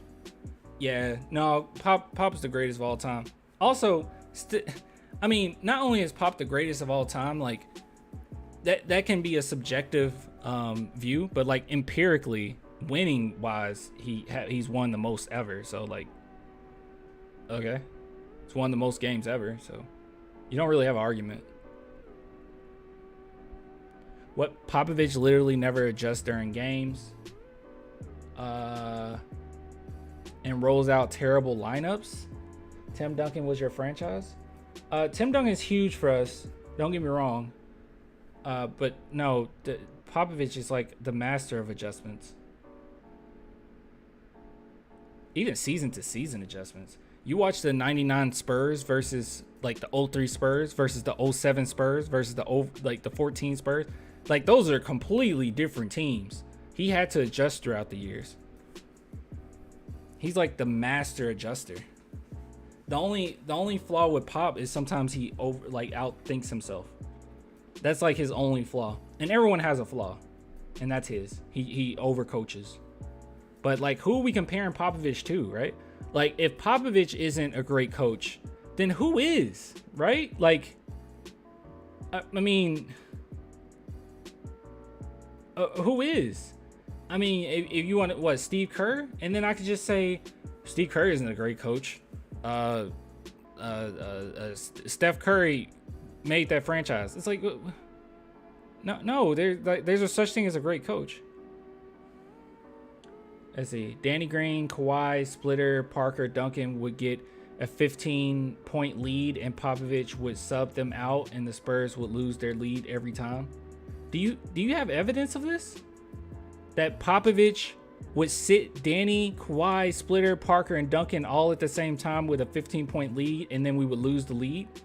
It's because what I recall is Popovich would not play them at all, and we would still win games. Like, all of them would be sent home, and we would still win. I remember the Miami Heat getting pissed off about that. Like, in the regular season, that we were really close to winning that game. Everyone was sent home for that game because he didn't want to give anything away because they knew that they were going to meet them in the playoffs or in the finals, or a high possibility we were going to meet them in the finals. So yeah, so that whole like, oh, he sits everyone and we lose. I've seen games where he sat everyone before the game even started and we win.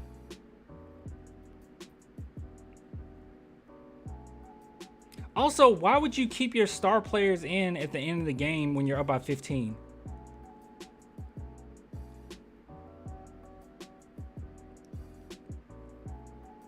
Dude, we're cooking right now, by the way. Oh my God, that pass was beautiful. Oh my God, City Sissoko's pass was so beautiful. Blake Wesley messed it up. They stripped it away from him. But oh my God, that was a beautiful pass. Like, that was a really good outlet pass. Wow.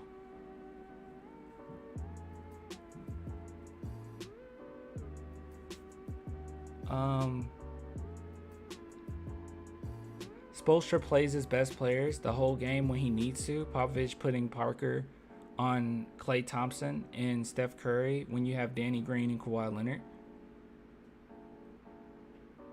Dude, you know Popovich been coaching since the 90s, right?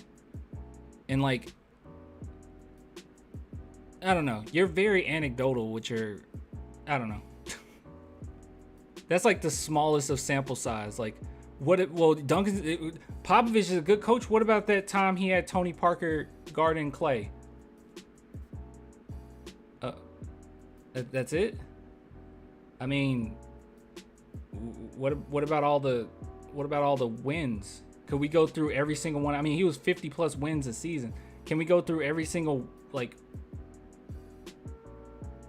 winning game and talk about that, or can we talk about the championship runs? Or I mean, that's super small sample size right there, because one time Popovich had Tony guarding Klay. Like that's it. You don't really have an argument here. Every player that's been coached by Pop says he's great. He has 5 championships. He has the most wins ever by any coach. Even players that left the Spurs and hate the Spurs have never once said that he's a bad coach. I don't know.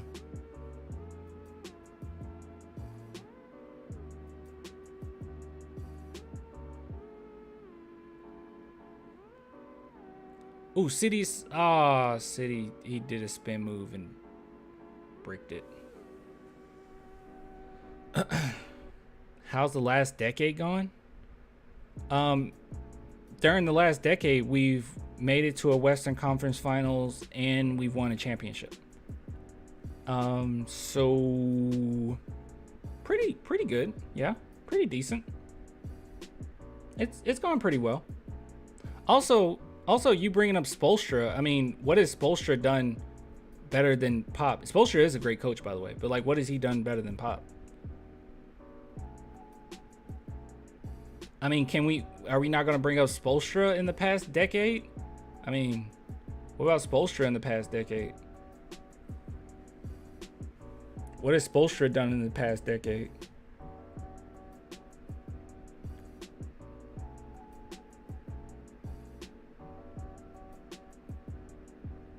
Spolstra takes mediocre rosters to the finals. Popovich wins 20 games. Do you think the Miami Heat are mediocre? Is there anyone on the Spurs team close to, I mean, eventually maybe they will be, but like anyone close to Jimmy Butler? What are you talking about?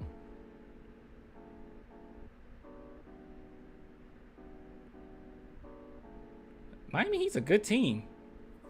It's a well-structured team. And Spolstra's a good coach. If Popovich had a well developed team with a star, I mean he will be in the playoffs as well. Like, yeah, Butler's phenomenal. A really good player. Great leader. I mean he's so good, in fact, that I don't know if you guys recall, but like during the playoff run, people were saying, is he a Hall of Famer? Like, they were like, should we start saying he's a Hall of Famer? Popovich has complete control of the Spurs roster, and he was so bad that you guys got a #1 pick by accident. It was all by design. We traded away guys gradually, but it was all by design. We traded away Derek White. Like, we were supposed to be bad. We traded away Derek White. We traded away, first we got DeJounte Murray's value up. Made sure that he was, very valuable. Inflate his numbers a little bit, get him into the All-Star game, and then we traded him. I mean, it was all by design. So, I mean, and the #1 pick wasn't by accident, by the way. Like, they purposely wanted to get the #1 pick. And we had a stupid young team. We had quite a few trades. Signed and traded DeMar too. season before, but yeah. Trade away Jakob. Yeah. I mean, I will admit that the Primo thing wasn't on purpose, but that helped us lose some games too. I mean, no coach. I mean, no matter how good of a coach you are, like if you don't have great talent, then I mean that's that. I mean, everyone like praises Phil Jackson so much, but like every time Phil Jackson was in threat of having like a mediocre or not so great roster, he like left.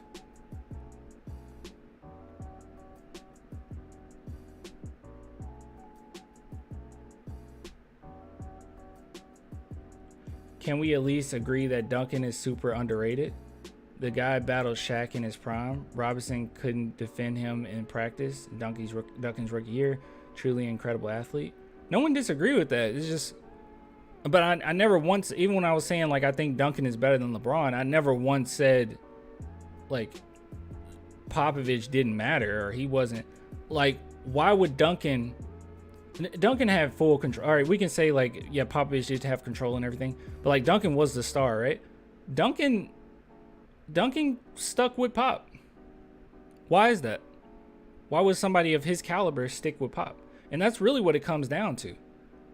That's a skill in and of itself as a coach. That's important in and of itself for you to get along with your star player. As good as Rick Carlisle was as a coach, and he was a pretty good coach. That's one thing he lacked. He couldn't relate to his players very well. Thus, Doncic didn't like him. Same thing with Mark Jackson. Like everyone talks about Mark Jackson with the Warriors, players didn't really like him.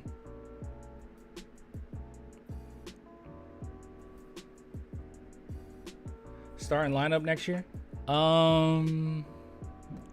I'll play it safe and say Trey Jones, Devin Vassell. I don't want to say this, but Keldon is small forward. No, you know what? No. I'm gonna say Trey Jones, Devin Vassell, Jeremy Sohan, Wemby, and Collins as the starters.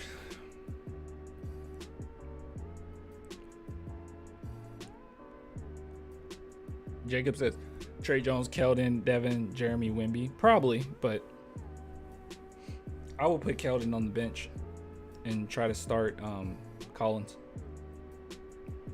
I guess the question then, do you think that Sohan is fast enough to run the three, which I think he is. Duncan was a true dominant player, both sides of the court, such a terrific defender, amazing timing on blocks and positioning. He always hit the clutch shots and free throws when it mattered. No one's disagreeing with you. Everyone agrees. I just think everyone disagrees with your Popovich take. Like, I don't know where that came from. Most of the time, what I've seen is when people, not accusing you of this, but most of the time, when people accuse Popovich of being a bad coach, it's because they, like, have a personal gripe against Popovich. Like, don't get me wrong, like Tom Brady, for instance, right? I'm not the biggest like Tom Brady fan as him as a person. By the way, I think Popovich is a great person. But Tom Brady as a person, I don't know. I don't think he's that great, whatever. But I would be crazy to say he's not the greatest, if not one of the greatest ever, right? Like, I would be crazy to say that.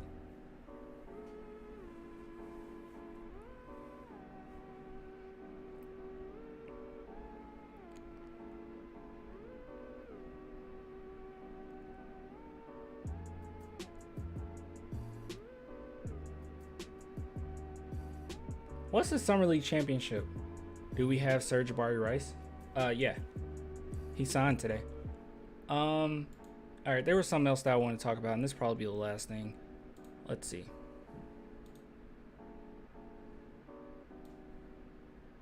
Oh, isn't this weird? What the heck is this? Guys, read this real quick. I'm going to the bathroom. What is this? Look at this. This is so weird.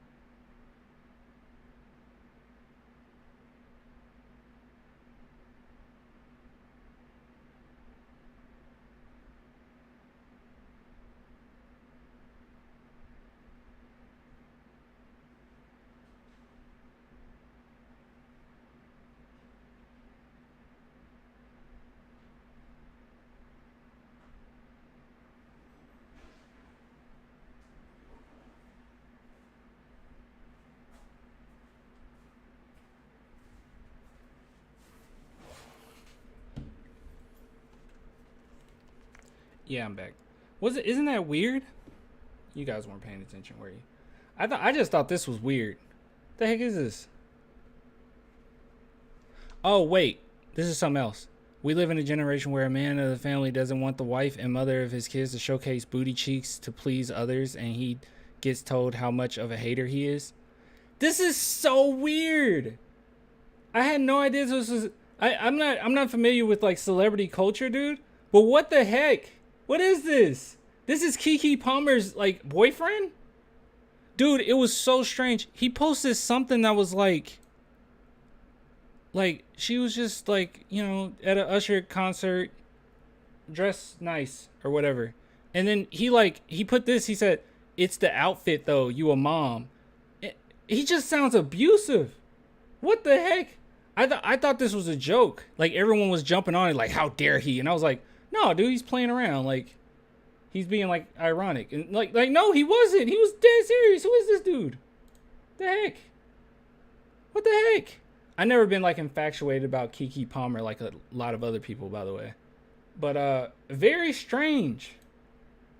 Also, just to put that out there, like just in the world, just hey, I don't approve of my girlfriend's attire. Like, he's such a weirdo. So strange. She need to get out of that. Clan, just an idea, need to go live on free agent opening day. Lots of Spurs viewers on other channels, because there was no Spurs channel live. Think you could at least have 800 viewers. Oh wait, when is that? That's her baby daddy? Oh, Keke. Dude, abusive, bro. I'm sorry. I don't care what anyone says. That's abuse behavior. That is abuse behavior. That makes it worse. That's abuse behavior, dude. This isn't some random fan, right? It's the outfit, though. You a mom. That is weird. That is so strange. Bro, openly gatekeeping. What she should wear. Hold on. Yeah, this is what I'm saying. Why not just tell her that directly instead of saying it online? Saying it directly is like lame too, but like, yeah, saying it online is even worse. What the heck? Bobo signed with Philly. Oh, okay. Got when is the opening or whatever for the free agency? I'm down to do it. I just don't know when it is. Can we talk about basketball? Dude, we talk about whatever we want to talk about. All right. There is something else I do want to talk about that's basketball related, but like this right here is weird. Oh, also I've been watching a lot of Boondocks lately. Oh my God, it's so funny.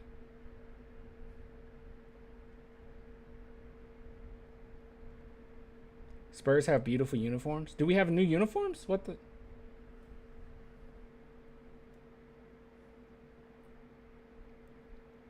Wait, do we have new uniforms?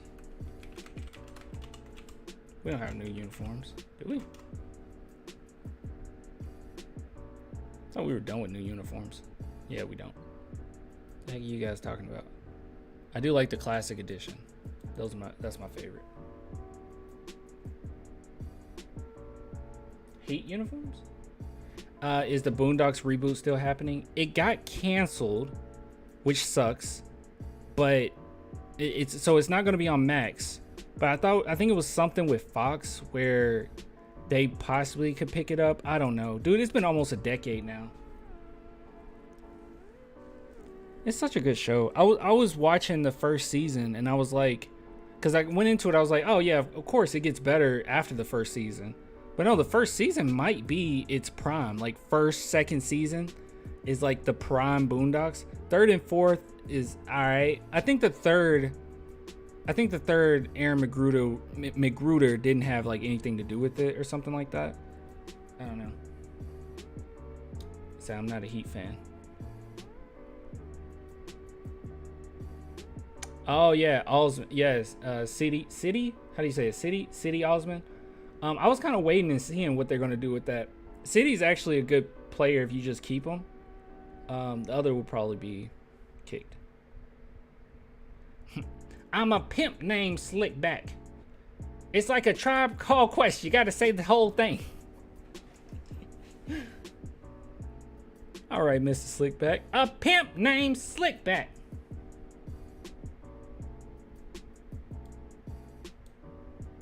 We got Reggie Bullock. Yeah, we talked about that earlier. Bullock gonna get cut? Maybe. I just thought it was weird. I was like, I mean, I guess it's a need, I guess, but I don't know.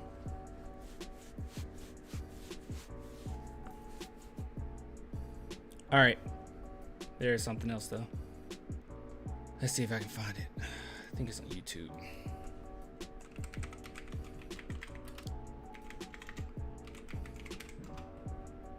I don't know if you guys heard, but we have a new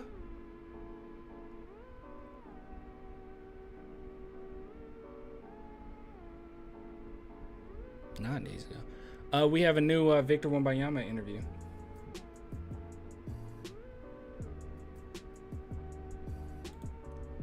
Ruru, I didn't know we was in the trade. Yeah. But yeah, guys, so we got a new interview here. Don't know if you guys seen any of it. I just turned it on, but I actually didn't watch it. So let's see. Grow. I can tell you that from personal experience. Do they have music to this? All right, so Michelle Beadle actually sat down with Wembanyama. You just skip here.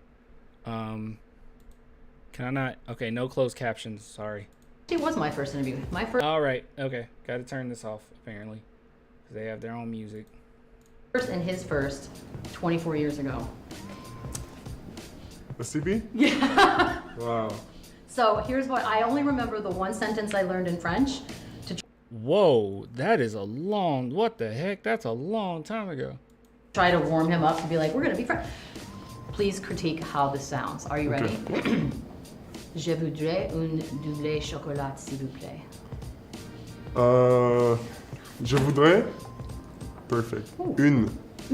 Yeah, une. It's not chocolat. ou. It's not ou. It's une. It's really hard. I don't know. But Yeah. it's like not. Un. Actually, it's, je voudrais un. Double. Double. Chocolat. Oh God, I was off. Okay. Double. All right, I got Well, it. that wasn't bad. I mean, I understood. But I should have learned more in 24 years. I'm The only thing I know is omelette du fromage. Omelette du fromage. My OGs know where that's from. gonna learn more this season. Between you and CD, I'm like, we're gonna have French. All right, the uniform, the jersey. So comfortable. How's it feel? It feels like I always should have won this one. You know. Pepper. Yeah. Take us through the number one. It's obviously the best number, but why? What does it mean to you? It's really a mentality, you know. Number one, because for me, there's no other option but to be number one. You know, I can't accept to be behind someone in some way, you know, and not being the best, you know. I like that. There's been so much hype coming into this. Like, we knew, right? Like, we knew we were gonna hear your name. And yet when your name was called and you were there with your sister and brother, you got emotional. What was that moment like? The fact that you knew what was coming and you still felt it. When you expect a baby, you know, 9 months before, and when he comes in, you still cry, you know. It's still a big achievement in my life, and it's a dream come true, you know. There's no, of course, I worked for what I got, I deserve it, and I expected it, but still, it's like I was born on draft night, you know, it's a new life. Whole new chapter. The fans here, I mean, you've gotten a little bit of a taste of it. It will only grow. I can tell you that from personal experience. What has that been like to sort of, even just starting getting off the plane? You know, it's really, really special. I think they couldn't have done anything better to comfort me. Oh, I didn't even get to talk about this because I was like out of town by the time this happened. So many Spurs fans, bro. What the heck? They like bombarded. Or you guys bombarded. That was pretty impressive. There were so many. Things like this, I wonder how is the security? Is there security with things like this? There has to be security with things like this, right? I mean, we're in a crazy country. Is there? Dexter was the Riz God? He was. You know, it's to make me feel comfortable. I mean, like, and feel like now I feel like I'm wanted to be in a city. You know, people want me to wear that jersey, and I'm willing to wear it too. When did you know, obviously Oh, there was a lot of security, okay. height not being taken into account, but when did you know basketball was going to be the thing? When I was really young, I was saying I wanted to be an NBA player, but it doesn't mean I realized what it meant, you know, even though it was my dream. But I think it was around 12 years old, 11, 12 years old, that I truly realized that this was the life I wanted. Okay, that's pretty cool because as you guys know, I mean, we went over this earlier in this stream. Draymond Green talked about how like a lot of guys that are that tall, which I completely agree with, like they get into basketball because they're that tall. Like it's like what else you gonna like? Yeah, just get in basketball, right? But for Victor, he genuinely does just love the game. He just wants to get better. Like he has a passion for it. And funny enough, most people will say like, well, you're in the NBA. Of course you have a passion for basketball. That is not true at all. There's a lot of talented players in the NBA that's just like, oh, this is just like kind of my thing, right? Like it's just kind of it's something I'm doing. I mean, I would say that with Kyrie, but no, Kyrie does. I think Kyrie genuinely does love the game. He's very inconsistent with what he says versus his actions. I don't know, because he did verbally say like, this is just something I'm doing right now, and I don't know. But yeah, there's some guys that genuinely just don't care for basketball that much. But they're good at it. Ben Simmons doesn't like ball. I don't know. It's crazy to me, the French connection here. Not just you and Tony and Boris, and now Sidi coming at the same time. I don't know how we got here, and I love that we have. But when growing up in France, are the Spurs considered the team? I want to go play there because of the past. Yeah, a little bit. You know, obviously there's also LeBron and Jordan fans. You know, but for the majority, yeah, I'd say the fans, the Spurs is the biggest franchise. You know. Tony Parker give you a bunch of advice? A little bit, but yeah. Not especially on joining the Spurs, but for the NBA, yeah, of course, because I spent quite a bit of time with him, you know, a year ago. How do you? What anime is that? What? It's Dexter. What? You want people to describe you, not just the player, but you in general? You know, first of all, as a good human being than a good basketball player. For me, this is way more important. And also as someone who doesn't have anything, you know, anything that I try to hide inside of me, you know, anything that I don't assume. I feel like one of the big goals is someone that doesn't have regrets. Yeah. Oh, I like that. Are you nervous at He all said this about the before. start of the season? I'm not commenting on a lot because most of the stuff he said before in other interviews. Yeah, he doesn't want any regrets. I think we heard him say that with JJ Redick. I'm not nervous. It's really excited. It's, you know, not nervous. I got no reason to be nervous. It's I'm so lucky to be in that position. But at the same time, I'm sure of what I'm able to do. You know, my capacities and my level. So I got no reason to be nervous. And this is a pretty young team. I know, guys. I'm trolling. I'm 30. Yeah. I was like, no, you know what that is. Don't stop playing. That you're coming into, which is, I don't know, like all of us talking heads think we know what's right. We have opinions on it. But from your perspective, is it better to come into a team that is young and sort of grow together? Yeah. As long as you get role models, you know. But we got a young team, and this is an opportunity to build something for decades, you know. To grow together. I'm coming into that roster, and I'm probably the one who's got the most to learn, you know. The good thing is the Spurs, there are role models.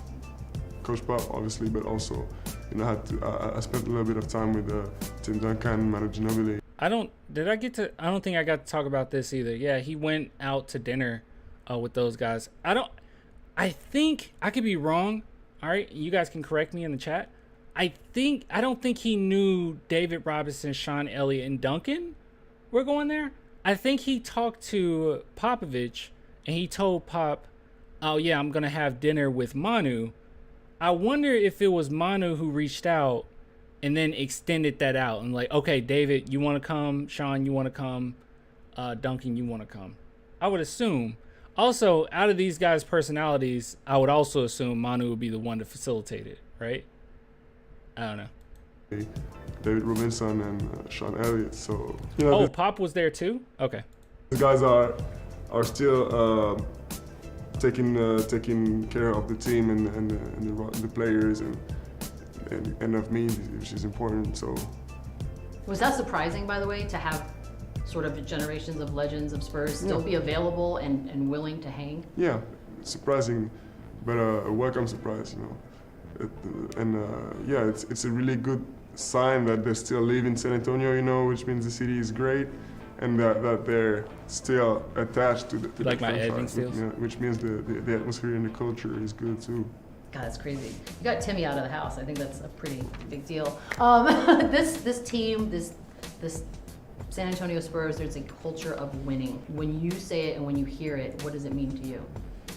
You know, it means that there are standards about on everything. You know, before the lottery, I heard a lot about other teams. You know, a lot of. My day is so much better now hearing this from Wemby after what Stephen A. Smith said about him and Pop. What did Stephen A. Smith say? Tell me what Stephen A. Smith said. And pretty much all the teams were in the bottom of the league. And so I was looking into it kind of, and none was truly like the Spurs, you know. Of course the culture and also the ambition. And I know everyone works in the symbiosis here. Like no one does one thing randomly and on their side. You know, everyone works together. And yeah, it's true that culture. I felt it right away. I remember I asked Tony this when he was 18 when we did our first interview together. And it was about food, because at the end of the day, I want to talk about food. Mm-hmm. And I know you've told breakfast tacos over and over again, so I won't even ask you, but what do you... I wonder if Stephen A. Smith's actually going to get fired? I don't know. They've been firing a lot of people at ESPN, a lot of layoffs. I don't think that's the case. I think that would be really dumb from ESPN. That seems like the one guy that would be untouchable. But I don't know. And then Undisputed is coming back August 28th or something. I really don't care. I don't watch any of those. I haven't watched Undisputed in a very long time. Like, it got to a point where I just realized, you know, there's so many YouTubers out there that just have so, like, better takes that's actually grounded in reality instead of, like, these made-up headlines or made-up talking points that a lot of these guys come up with. I mean, how is this going to affect LeBron's legacy is such a silly question. Like, stuff like that is just so silly, bro. Like, can we talk about, like, actual basketball? There's so many YouTubers that do a great job of, like, breaking things down. Like, play for play, statistics, analytics, and, yeah, it's an actual good, grounded take. Do I always agree? No, but, like, at least it's grounded into something. It's grounded into reality. ESPN, Fox Sports suck, dude. All of them suck. Let's see. It's just the usual about the skinny stature and other ignorance. Really? I know the last thing I heard Stephen A. Smith say that was dumb was about Wemby, like, being, like, people are infatuated with him because he dunks. They fired everyone they wanted to for this year. Oh, okay. There's no need to ESPN with the internet round. Yeah, true. No need for it when you got the internet. What are you most excited food-wise, and what are you most excited to introduce us to that you love? I had been to California once before. Do not eat any food in San Antonio. I don't care. I don't care what you San Antonians say to me, all right? Don't eat any food in San Antonio. It's not good for you, all right? I just went on a trip. I didn't go to San Antonio. I was out of town. I ate. It was not good. You gain weight very fast. And in San Antonio, I've been to San Antonio. You gain 20 pounds in a day. Whoa. No, I said what I said. Do not eat any food. Is it good? It's delicious. It is. It's absolutely delicious, all right? But don't do it, all right? Don't eat any of it. Just have a chef. Don't do it. You didn't go to San Antonio but say this. I did. I've been to San Antonio, all right? I've been to San Antonio several times, all right? It's not great. I mean, it's good. It is great, but it's not great. It's great, but it's not. It's great food, but he shouldn't eat it. I don't want Wemby eating it. Yeah. And I remember missing on trying all the there's plenty of Mexican food. Hold on, Wemby. Clan been spreading your channel name on Utility Sports Channel. Man, y'all should do a show together. Good content, both sides. Thank you. I'm not familiar with Utility Sports. I forgot to, right? Mexican food, I didn't try it when I should have. And so yeah, Mexican food, I love it. No. I love it in France. No. But I know it's totally different here. Don't It's eat even it. Better. No, so, it's not better for you. This is what I wanna try food wise. Wemby, don't. Other than that, you know. What are you bringing us? We want some. Oh, what am I bringing? Yeah. What You know, I don't know if I don't really know, but I know I'm probably gonna complain about the quality of the baguettes or the croissants. you are. That's fair. You know, yeah. But what am I bringing? I don't know.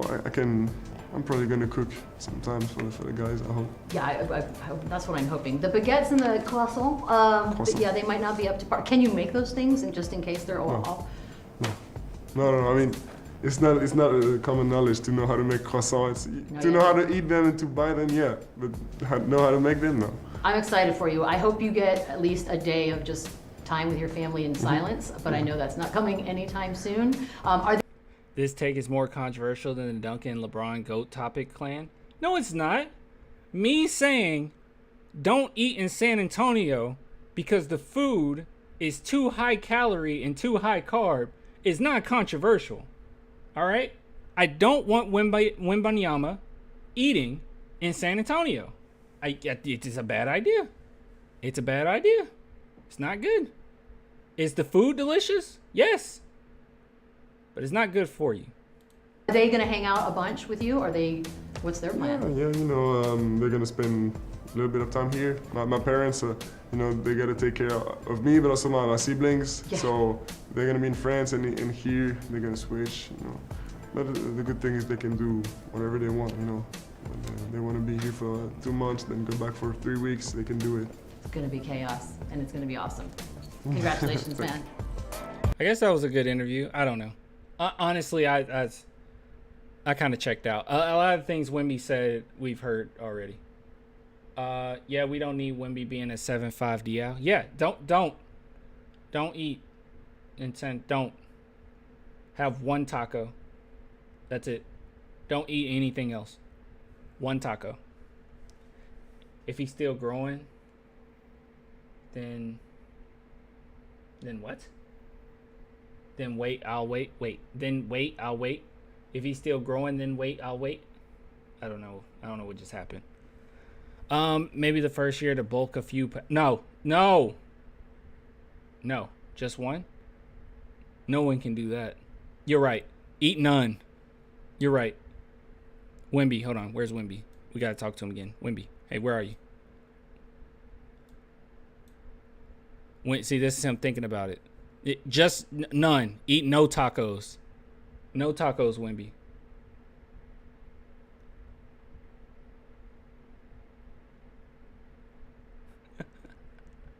This guy has lost it. Wow, TSR will never be a critic on not to eat or eat.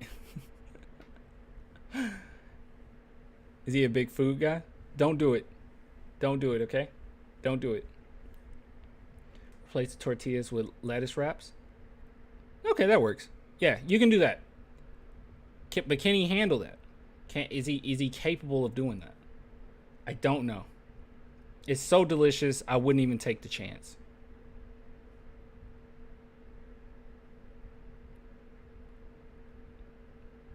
Yeah, I'm trying to eat. Well, not trying to. I eat pretty well. I eat pretty healthy. But this past week I have not. But I'm gonna get back to where I was. It just takes time. It's hard, man. It's hard. It's tough. It's tough. It's tough. I go to the gym and all that good stuff. So, he gives us a warning at least. Yeah. All right. Okay. Yeah. This was okay. It was an okay interview. It was all right. It was all right. Have you been to San Antonio, Clan? Yes. Yep. I've been a few times. Yep.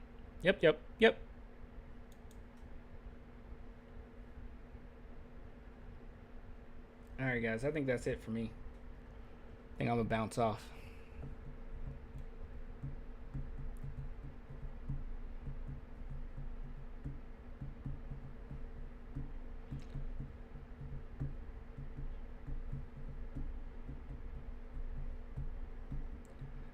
I don't think we've ever had players with weight issues, though. No, we haven't. But now you're assuming that they eat in San Antonio. Hmm? I'm just joking. It's not as bad as, like, New Orleans.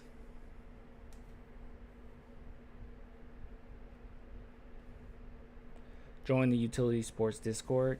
Spurs channel is pretty chill. I have a Discord. I have my own Discord. Here, I'm gonna drop my Discord. I'm gonna drop my Discord in the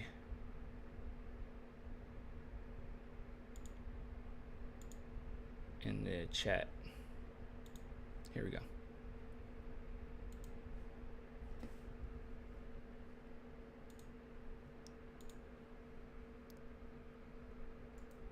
All right, I'm dropping it. I just dropped it.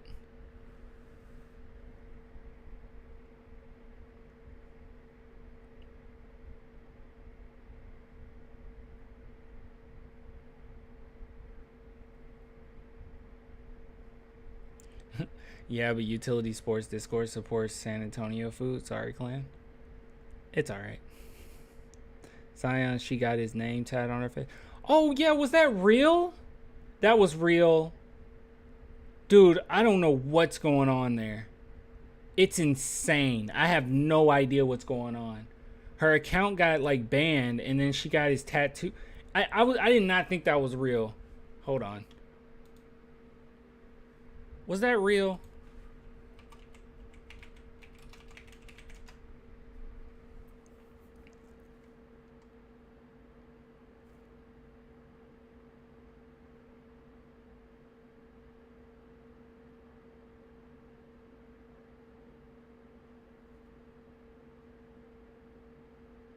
Okay, hold on. Let me unblock this and listen.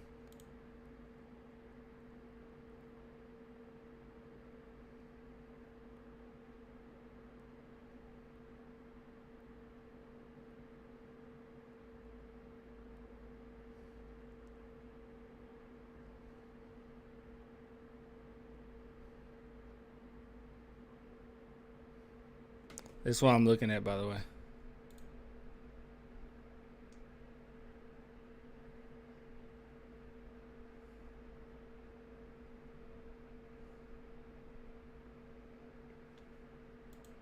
I don't know if it's copyright or not. Whatever instrumental she's using is definitely copyright, but that was weird.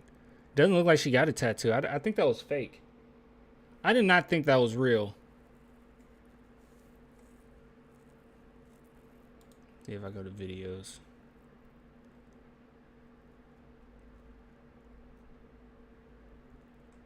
Yeah, I don't know. I don't know. Why is DeJounte's trending? Dude, I swear. Oh my God, Twitter's all over the place.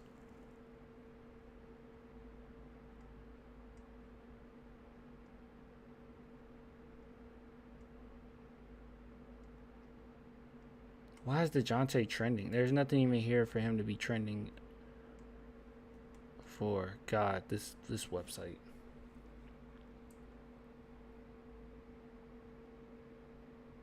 Can't hear. Oh, I had it muted. I was listening to it though. Musk. Yeah. Musk sucks.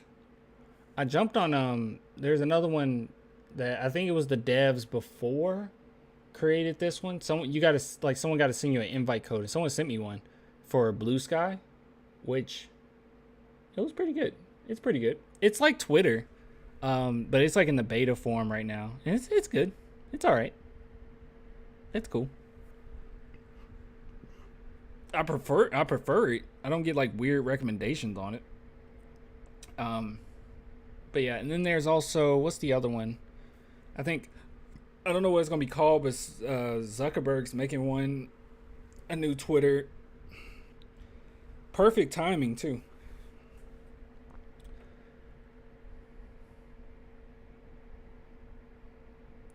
It is just so. I think the worst thing out of everything was, I mean, there's a lot of bad things about Twitter, but the having to pay for a check mark, it defeats the whole purpose of a check mark. It's like just trying to get money out of something. Like it defeats, what do you get out of? You don't get anything out of that, really. It defeats the whole purpose of a check mark. And then it makes it so murky till you can't tell who's the real person and who's not. You have to literally go to the check, and it spreads. It's like designed to spread misinformation. There's been so many people with blue check marks that have been parody accounts of other accounts.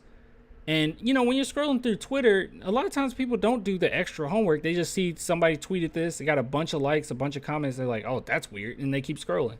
It's like, wow, I hate this site.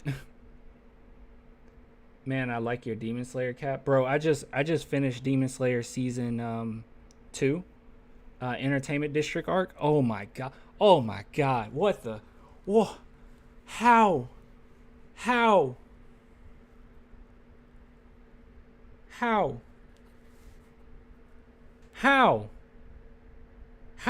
did they animate it like that? How? Can I get a shout out? Shout out to Matthew. You barely finished that? Well, well, I mean, now I'm on the Village arc. But yeah, I just finished it. I haven't watched Demon Slayer in a while. And I'm just like, how the heck? How?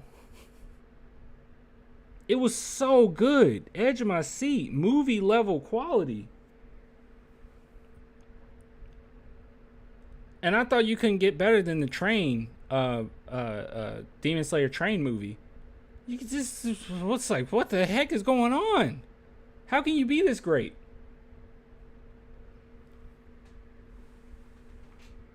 And Tanjiro, I'm sorry, he's the best. He's the best. He's one of the best protagonists I've ever seen. He's so awesome. And there's a lot of good protagonists out there. Studio is on fire. Dude, they're ridiculous. I just hope they're treated with, which I know they're not, because they're artists. I was going to say treated fairly, but the anime industry is similar to like the CGI industry, in which they just get crapped on. Like they do something they're passionate about and the studio just craps on them. Hope that changes. But man, yeah, they're phenomenal. No, I'm a Spurs fan who wants the team to get some shooting. I don't know what we're talking about anymore. All right, I'm out. I'm out for good. Let me get off. I'll give it to you guys later. I'm bouncing off.